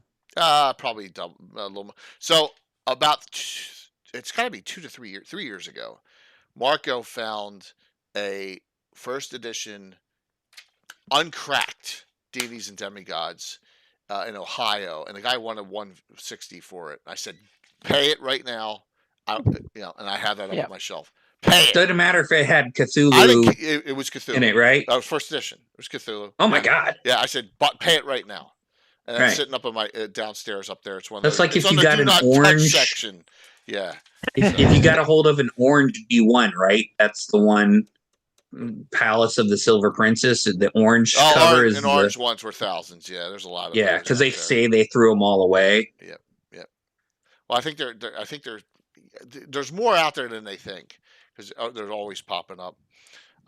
Yeah, I had a guy who played in one of my. Thanks, Moose. Oh, thanks, Patrick, for doing that. I had a guy who played in one of my games at PAX Unplugged who had an original Showcanth.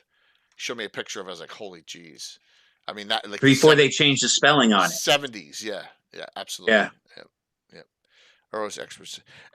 It's good to reminisce. It's good to enjoy the old times, And this is fun. This show has gone everywhere. Yeah, exactly. Well, Bandit Kingdoms, but we're talking all kinds of fun, random stuff tonight.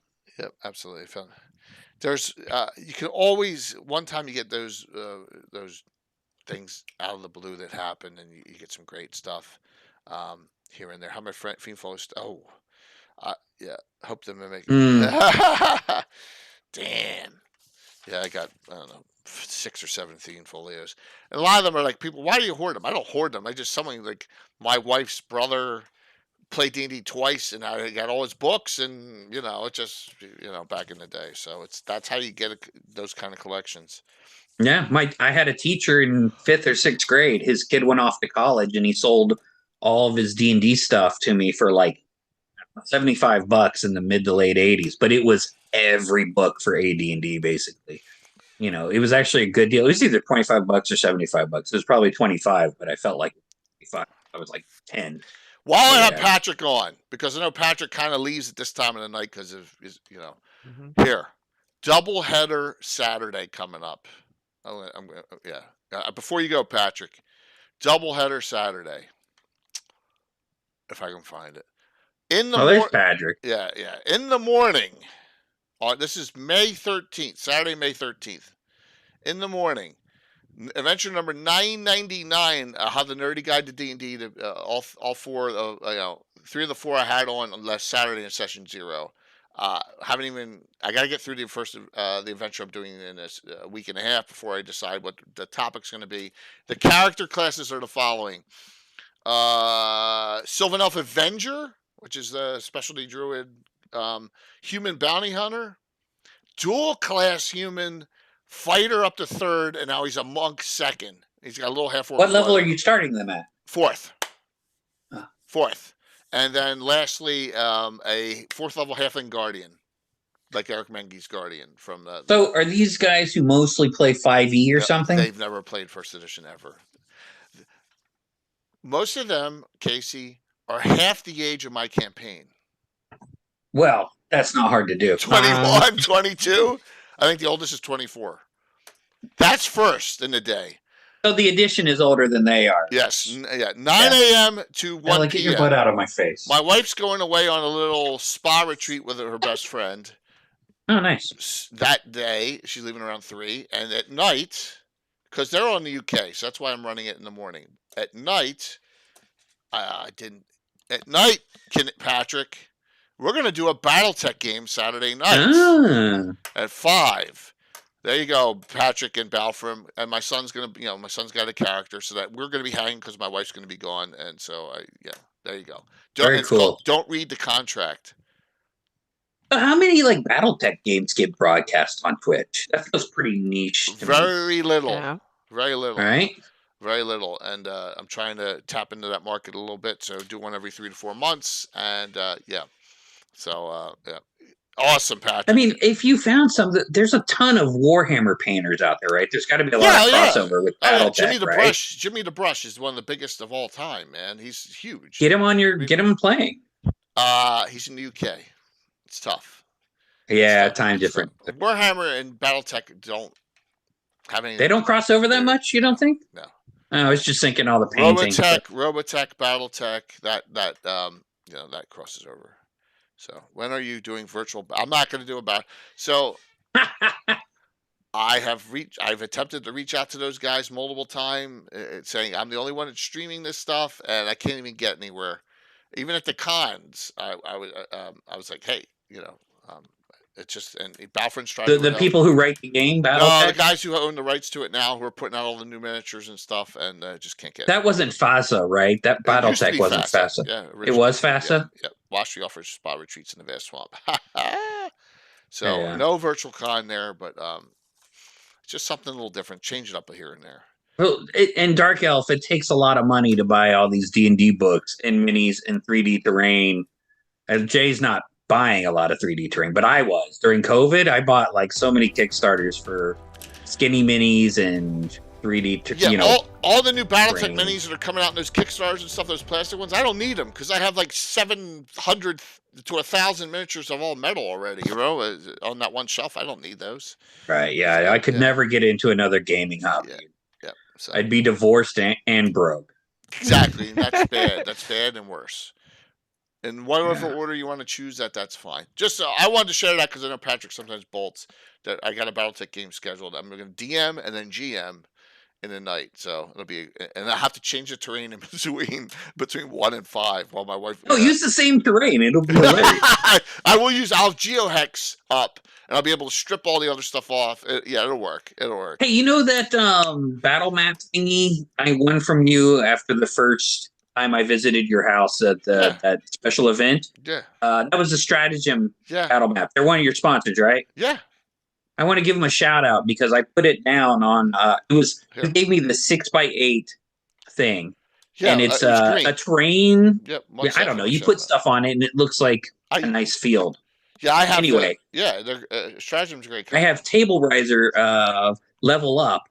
It's 3x4. I cut that thing in half. I now have 2 3x4 pieces, and I put my book maps and my lay flat maps and my trebuchet and my siege towers and all that on there, and it looked awesome. So just a quick shout out for one of your sponsors, Stratagem. I just thank you. Just put out some of the Stratagem Whiz dice. Hey, they're the Titan dice guys. The worst rolling dice ever, right? For me.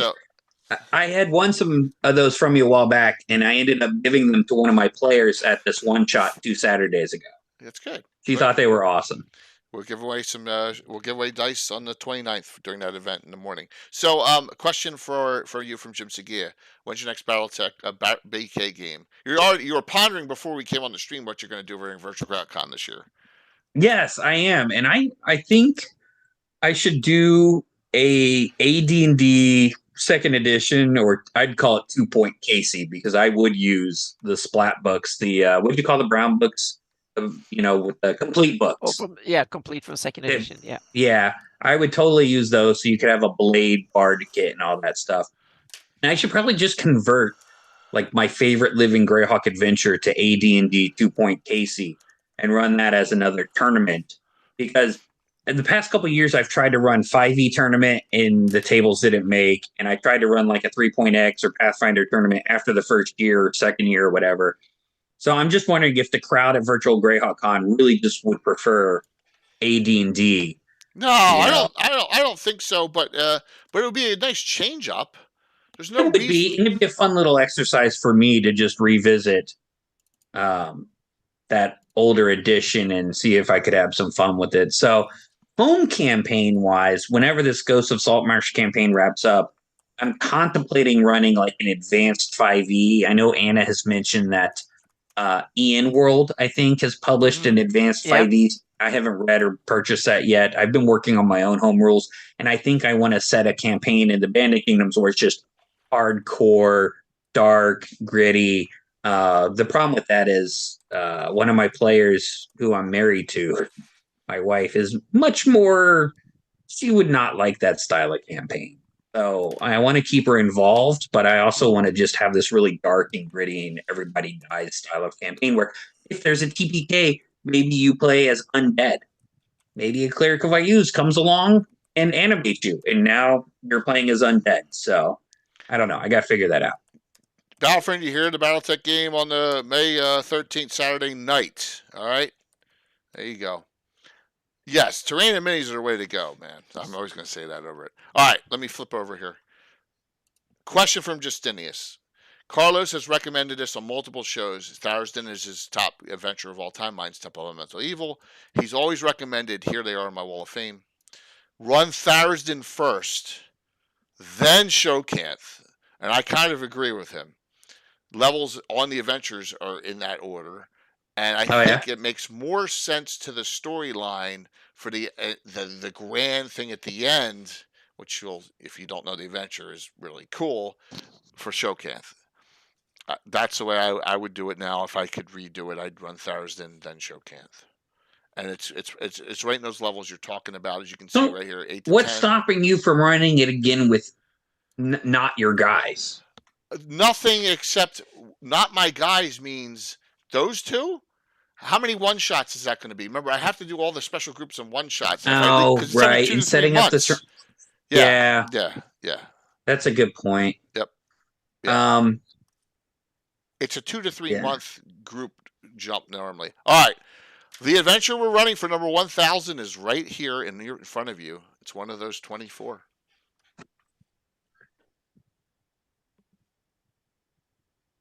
It's one of those 24.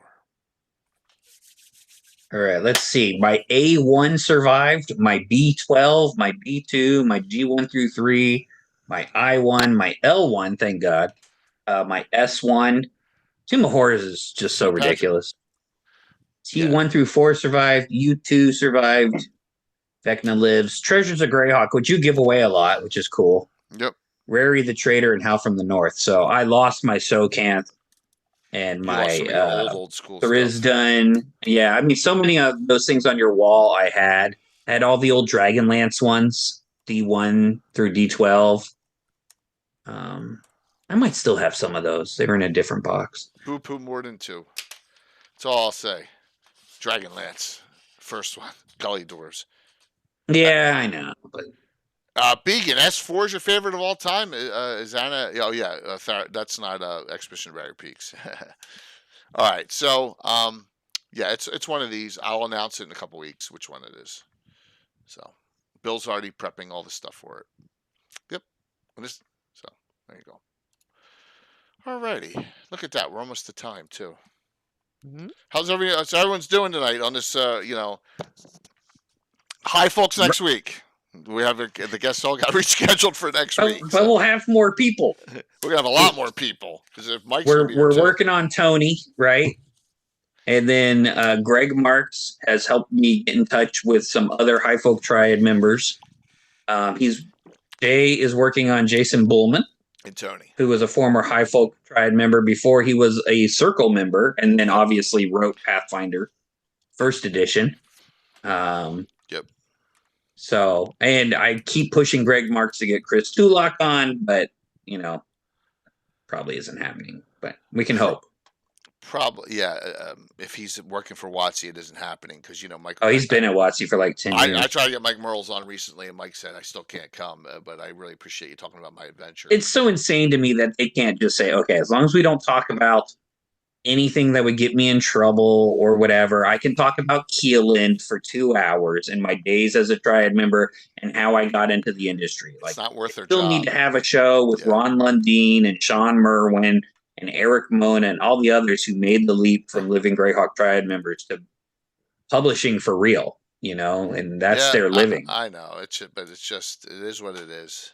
It's just we don't want to get anyone in any trouble. So yeah, well, hey, none of us work for that company, so we don't know. We can't, we got to respect them. So on that. Was there a lot of WotC presence at GaryCon? No. No, I mean not officially, but sometimes employees go. Mike right? Merles was there. Right. See, but it's not like I don't holding panels about the future of Greyhawk at GaryCon. I don't know of anyone else who was WotC. Where the hell's Josh tonight, man? Zarathon's nowhere to be found tonight. I get to beat him. So he's probably no, at Dark Elf. I know. I wouldn't expect him to be there officially, but no. I know a few of them go. Oh wow. What's that? Cool. The MetaWorks system helped out Something Incarnate. That's awesome. Yeah, there are plenty of 5th edition games at GaryCon. That's not the question. There are a ton of them. That's great. And there was even There's even Adventures League at GaryCon. They have the biggest. Yeah, they have one of the biggest rooms ever. The second biggest ballroom is. Oh, that's right. They were PAX East. That's right. PAX East. Oh, damn, PAX East. So if I'm Wizards and I'm really gonna do a Greyhawk thing, why not? I mean, you're never gonna announce it at GaryCon. You're gonna announce it at Gen Con. So when's Gen Con? August? Yeah, early August. Yeah, full. Just okay. Hold on to your butts. Yeah, we'll see what. GaryCon's about to love it again. They did send a D&D movie to get. It was at the theater for multiple days, and they had the special giveaway. They have special pre-screenings for GaryCon. They also had the special dragon. You're a big company. Do that stuff. It earns you goodwill after your. Yeah, I can't even, whatever they did, the fall on their face, the pratfall they did. Yep. So, All right. We got 5 more minutes of questions, and then we'll do more shout-outs and call it a night here. Yeah, and extra shout-outs today. We got tonight, tomorrow night, Saturday morning, Sunday night this week. I think the Chapter 8 of the new DMG might be about Greyhawk. What new GMG and why Chapter 8?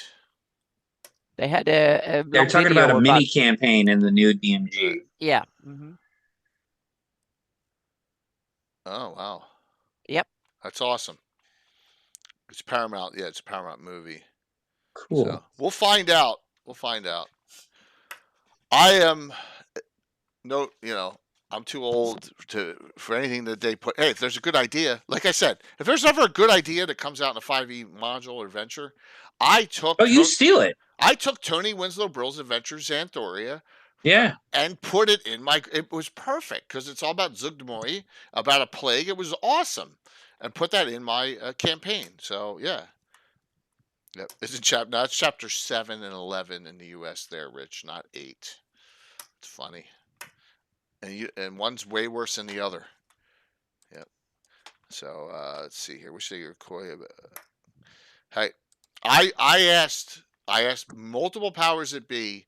Can you elaborate on what with the Acquisitions Incorporated on multiple formats? Facebook, Instagram, Twitter. I got 0 responses back. Not even can't talk about it. Nothing. So I don't rate with anyone. So I tried. I really tried to get some information on that. Mike Merles wouldn't even say anything. So, Just note I made the attempt, and then I let it go. So, all right. Well, I guess hopefully you enjoyed this really crazy night where I didn't know until 90 minutes before that we had to switch. So it was all right. Yeah, sorry about No, that. don't worry about it. But hey, next week's going to be awesome. We're going to be up to your elbows in elf talk because living Greyhawk High Folk, it was all elves all the time. I don't do TikTok. I don't want the Chinese government knowing anything about me. I am not on TikTok at all, and I'm not going to be. No. Agreed. No TikTok. I'm on enough. I mean, but to be fair, Jay, the Chinese government already knows everything it needs. Well, I know, but I don't need to do it anymore. I don't need to be on TikTok. I Instagram, Twitter, Facebook, and Discord are enough. There's a file somewhere in Beijing that says Jay Scott, not a threat. Yeah, exactly. Jay Scott's an idiot. Yeah. Lord Gazumba's powerful, but yeah, exactly. He may take over the world. So, yeah. Oh, look, a balloon. Yeah, there's a balloon over my house. That was it. Got an email list for that blog. What's that mean? Mine. Okay. I haven't posted in years. I do my blog. So I link the blog where I have an article called "The Pre-Gens of G1 G3 Against the Giants," a retrospective, and I end up converting the pre-gens to Pathfinder 1E to see how are they built compared to modern PCs. So, it was a thought exercise for me that I thought was interesting. And then I was like, well, what do their magic items look like? And so there's 2 articles and you can get to them through my blog, but I don't have a thing that would notify anyone. If I post anything, it's like my own little corner of the internet. Did you even know that Casey had a blog? I didn't know that. I should figure that out. Oh, yeah. Yeah. I didn't. You mentioned a link to it before. I think I have it bookmarked somewhere. Right. Yeah. Well, and for years, my web host provider had mucked up the code so that my articles, they had to be converted or they wouldn't be displayed. And I just said, well, the hell with that. I've got 3 people reading these articles. Why am I going to bother? But it looks like they fixed that. So now you can find, I have a pre-gens of A1 article where I dive into the pre-gens of A1 and what they look like. I do a stat block for Boneheart Kranzer, Morgenstaller, Margaruthix, Third Green Jagged. I have thoughts on the 3.x engine. Can you relink it in chat?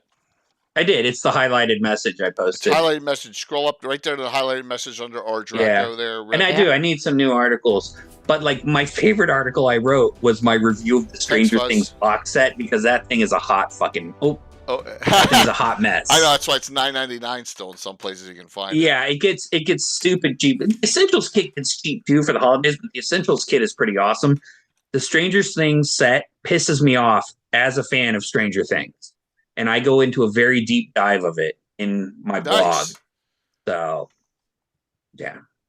It's okay, Rip. But it does have minis for the Demogorgon monster from the TV show. Right. So, you get 2 minis from it. So it's kind of worth it just for that. But only one of the minis comes painted. The other one it's just cheap. Yeah, and the adventure doesn't make any sense. Yeah, just read. If you're into Stranger Things and you want to get pissed off, read that. So I'm gonna move this chair.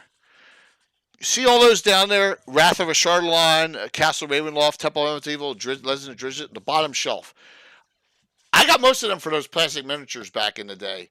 And then they started making those miniatures Against the Giants all real shitty as opposed to these, which are really decent, right? Like 3D printed. Well, they're plastic molds, right? But this is right before right before 3D printing hit heavily. But they're way better. Those miniatures are way better than the miniatures from some of the recent sets. Some of them don't even have miniatures at all. Those new D&D sets. So, yep. I remember years ago, you and the gentleman named Brian. I haven't seen. Yeah. Brian get that set. Yeah, get that set. It's the best bang for your buck for getting minis for D&D. Absolutely. And I just never went and got it. That was an early gab, and we did that. I hadn't seen him on your show in a long time. Right. Well, Brian's around. He's got a lot going on in his life. That was right before we started doing 3D printing stuff. I guess it's 4 years ago. He was one of the early experts on 3D printing, right? Absolutely. He had a 3D printer before we did. Yep. Yeah. In fact, my King's Roads, which are the paved cobblestone roads I have, he printed them all for us and Very cool. Bill painted them up. Yep. Tell you what, for the audience out here, because a lot of them watch you for your terrain, I will do a blog post, hopefully in the next few days or this weekend, of pictures from this one shot I ran. The one shot was set in the Bandit Kingdoms, the PC's 5th edition, 4th level, sort of pre-gens, not sort of pre-gens. They had to defend Stonehill Fortress in the Kingdom of Yorays from approaching forces of IUs during the Greyhawk Wars. And it lasted from 11 a.m. until like 8 p.m. There were a ton of fights. And so I used all these things I'd kickstarted, including skinny minis and whatnot. And I'll post pictures of that, and maybe that'll help people with their purchases going forward. Very cool. I just don't have the ability to do the 3D printer and painting and all the terrain stuff. I need to find like an estate sale for a war gamer. Well, dude, it's just like me. I mean, if I didn't have Bill doing all this stuff, it would never get done because number one, I suck as an artist, painting and all, and two, just the time. Imagine with all the other stuff going on. It just. Oh my god! I mean, you have a kid. I'm amazed you have any free time. That's one of the reasons I'm doing the BattleTech game on Saturday night when my wife's away, so he's going to play. Funny. Let's do some shout-outs, Casey. What's going on? Well, I've already talked about my Ghost of Saltmarsh game. My Candlekeep Mysteries game I do every other Monday with my wife and some friends on Roll20. They're spread out in Chicago and the West Coast. They are now about to do the level 11 adventure, Wisteria Lane. So we're half a year to a year away from getting to Tony's adventure, which was the 16th level adventure in that book, if I remember correctly. Wow. This is the highest level characters these friends have played in any of our 5e campaigns. I call it my Coronavirus Dragons campaign. We started during COVID, all Roll20, and we did the Essentials kit.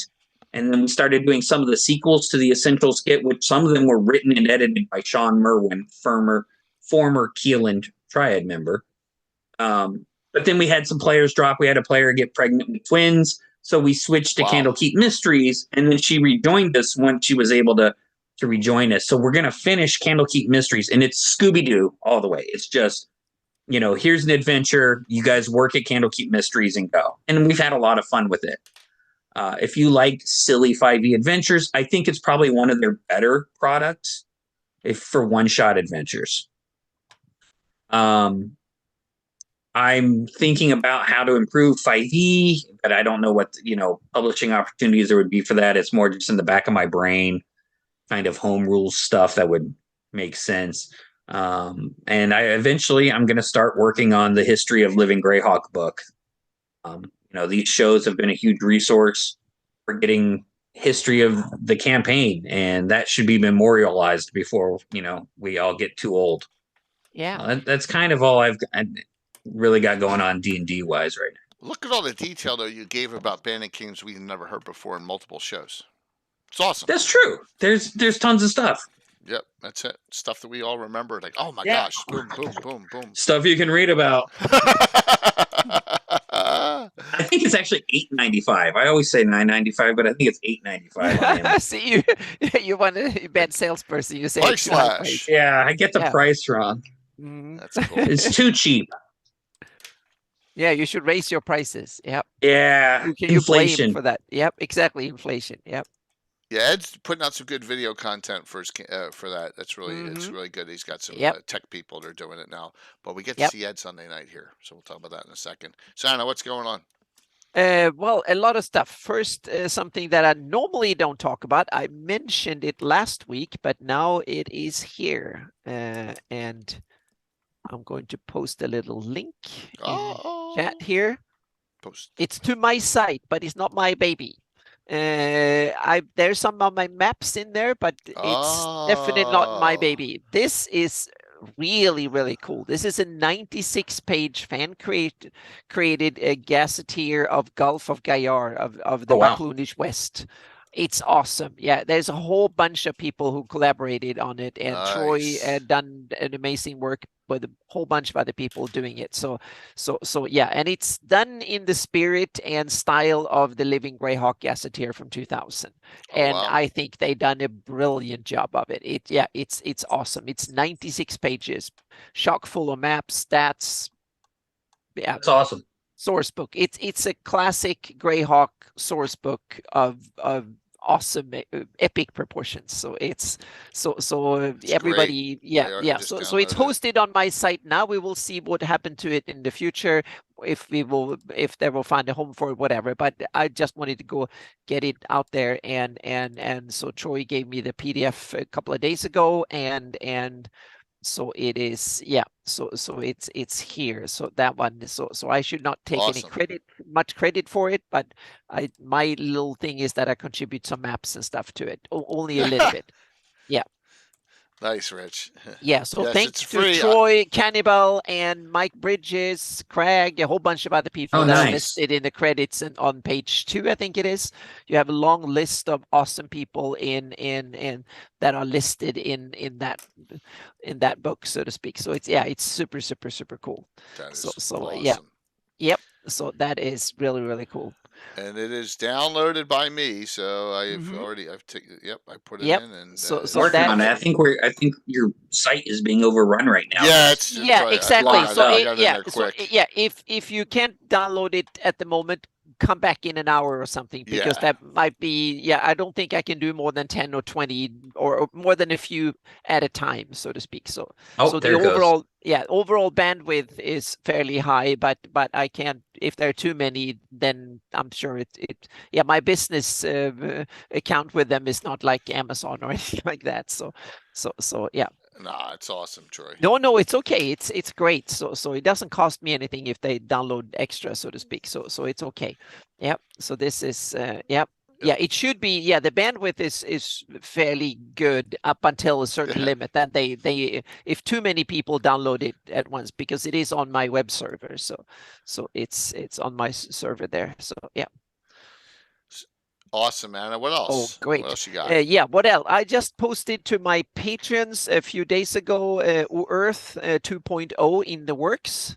So that model came out, and then we had a game on Sunday that got short a little bit because players didn't take the bait. So that was. We talked about that the other night. It was cracking me up. Yeah. So they didn't take the bait, and since it's a sandbox, I'm not going to, if I haven't prepped in that direction, so enough, so to speak. So I'm prepping like crazy. So I'm actually now working on a map of the crit wall area. So my patrons will get a first draft of the crit wall area map in a few days.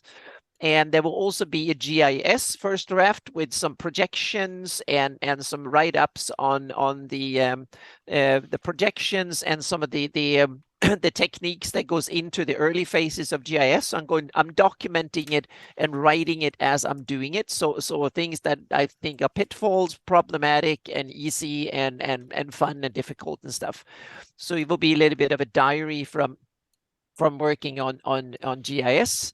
And there will also be one that I'm now found how to deal with, because each of these areas literally has 100 million pixels.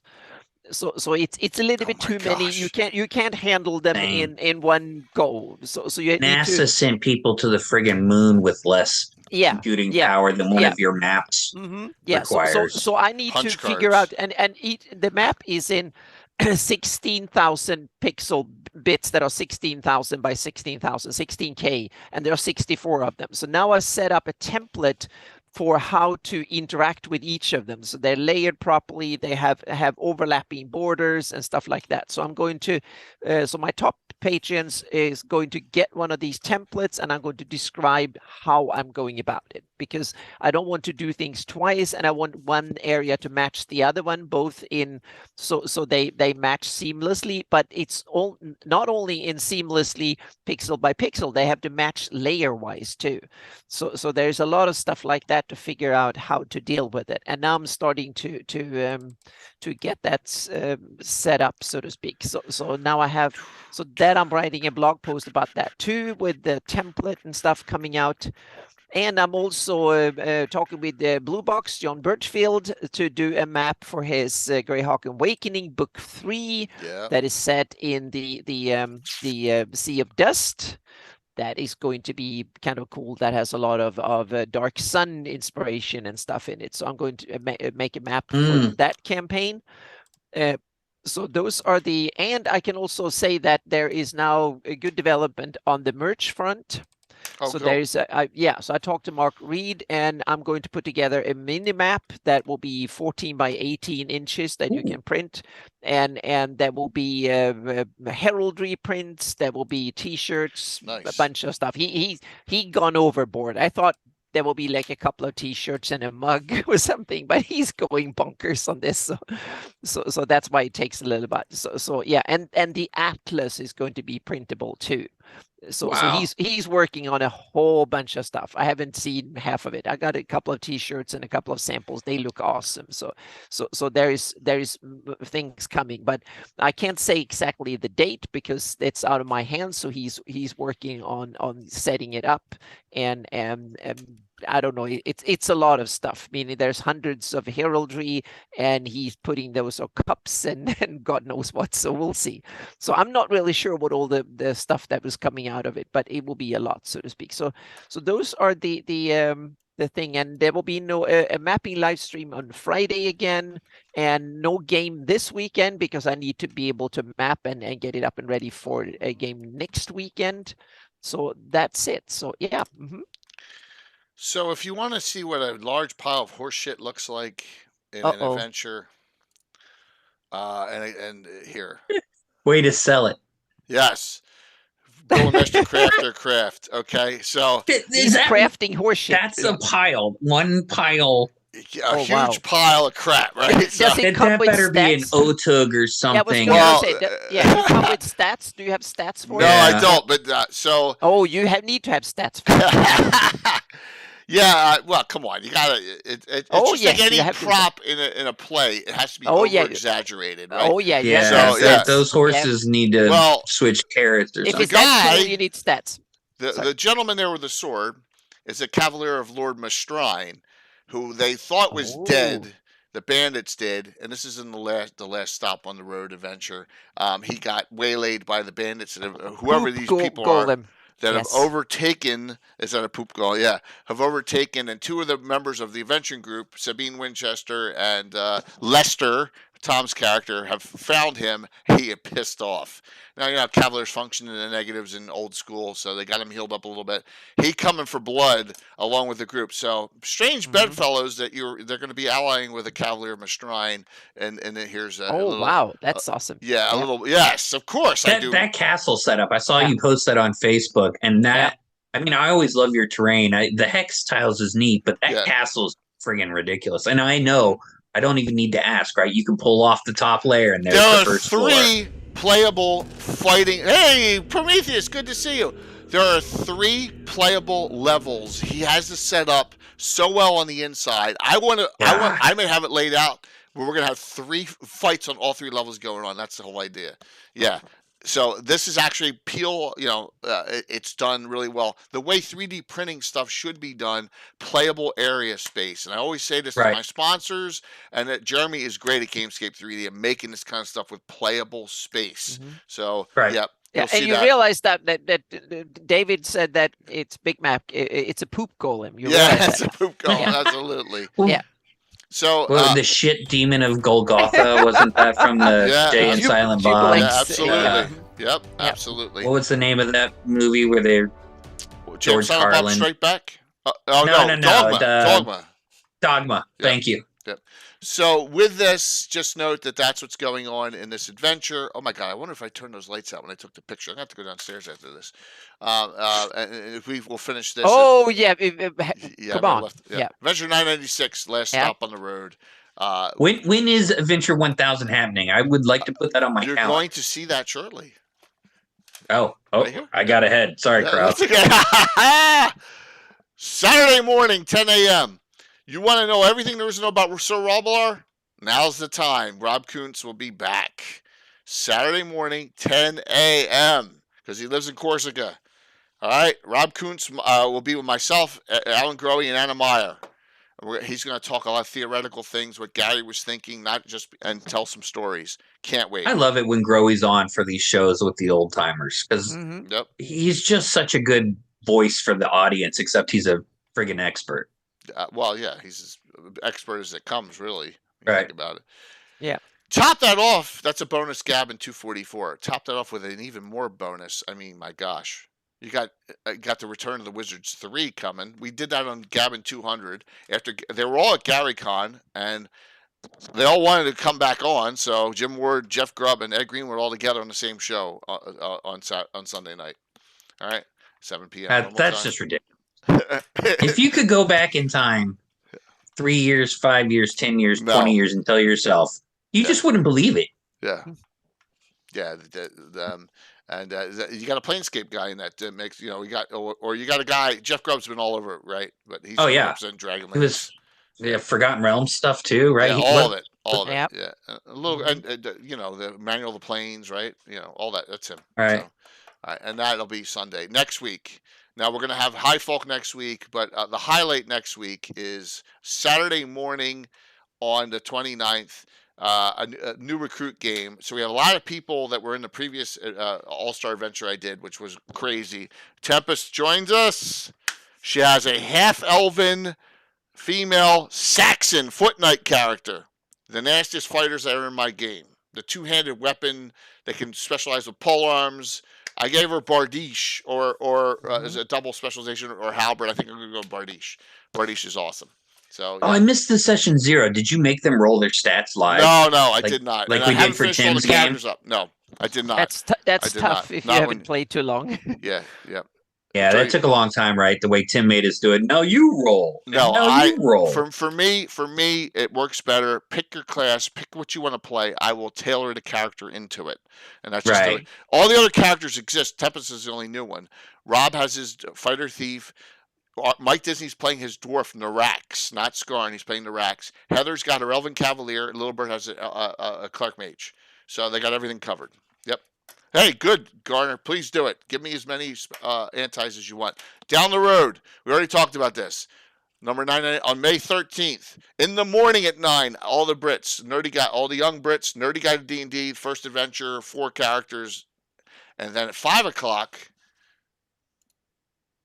I run the BattleTech game for the group that we've had multiple times. This will be the 5th game with them together. Don't read the contracts, name of the adventure. So, and he's going to be playing in it too. Right? What's your character in BattleTech's Hi, Shane. name? What's your character in BattleTech's name? Yeah, no, yeah, I did. Yours. Do you remember? I don't even remember. Yeah. What's that?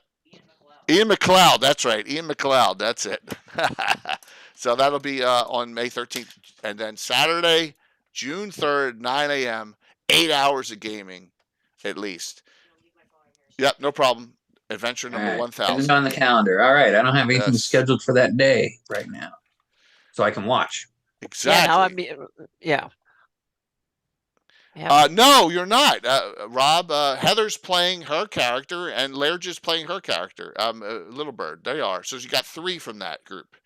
You got 3 of the 5 from that group, but it's technically not that group because it's only 3 of you, right? So, yep. So, very, very cool. And that's what's going on. All right, let's do the giveaway. And what adventure am I going to be running? You know what? I feel bad about High Folk not being on, so I'll throw in a BK book shipped to the lower 48. Nice. Part of the giveaway. There Because you we go. talked so much BK. I'll sign it. I'll inscribe it. You just got to send me your PC's name or, who you want me to sign it to or I use. All right, cheaper, the ones 2 that are I giveaways. use. You gotta tell me if you want 2 reprints or if you want the Bandit Kingdom book direct shipped to you from Casey. Okay. Let me close this out. Rook Roost is not his, Justinius, right? That's Will. Yeah, that's Will's. We're talking about the this Ravens. one. We're talking about the red book, the Bandit Kingdom Ravens- summary book. Yeah. Rook Roost is Rook. Yeah. So we got 2 books out in the Bandit Kingdoms actually.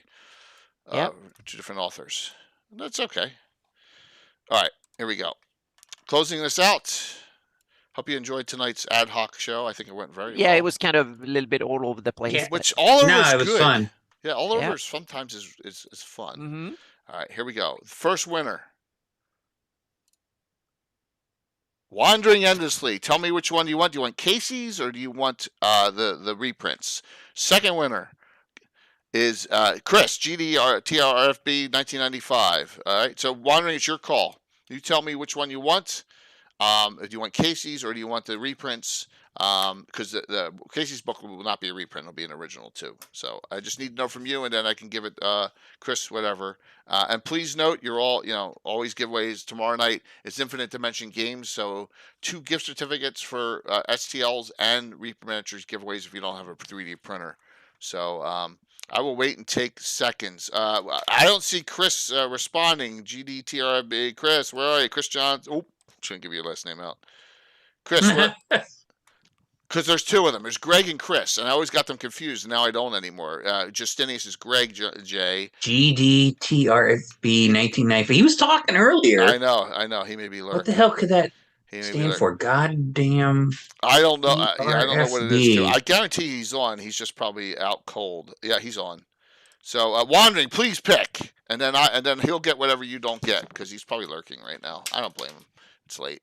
So Oh, who was the other winner? Wandering Endlessly. Wandering, come on, man. Wandering won first. Yeah, Wandering. Take the Bandit Kingdoms book, man. Trust me. You won't hurt my feelings. Take the adventure Yes, if that's all what right. you really want. Wandering. You can buy my Wandering. book. Whisper to our Draco or re-whisper okay, to me. Or re-whisper to me, full name and address. I know I have it in the system, but it just makes it easier to get it right to Casey right now. All right? Right. And then I'll take care of Chris. And then we'll see you Right. all. We'll see all the rest of you. And send information if you want it made out to a PC. You want Yeah, to he's use gonna write threatening your something out to you. mom. Yes. No problem. No I problem. have to wait till I get home. We got all the time in the world. No problem. Yeah, we'll get it all taken care of. Yes, I appreciate you yeah. being on the phone. Don't text and drive. See you all. We're gonna raid into Mandy, and we'll see you all. See you all tomorrow night for fun finish to adventure number 996, and we'll see you. Have a good one and enjoy. Yeah, Thanks, appreciate Anna. the audience. Yep. Very much. Oh, I just said that was the wrong button. Oh, I meant to hit this. Duh.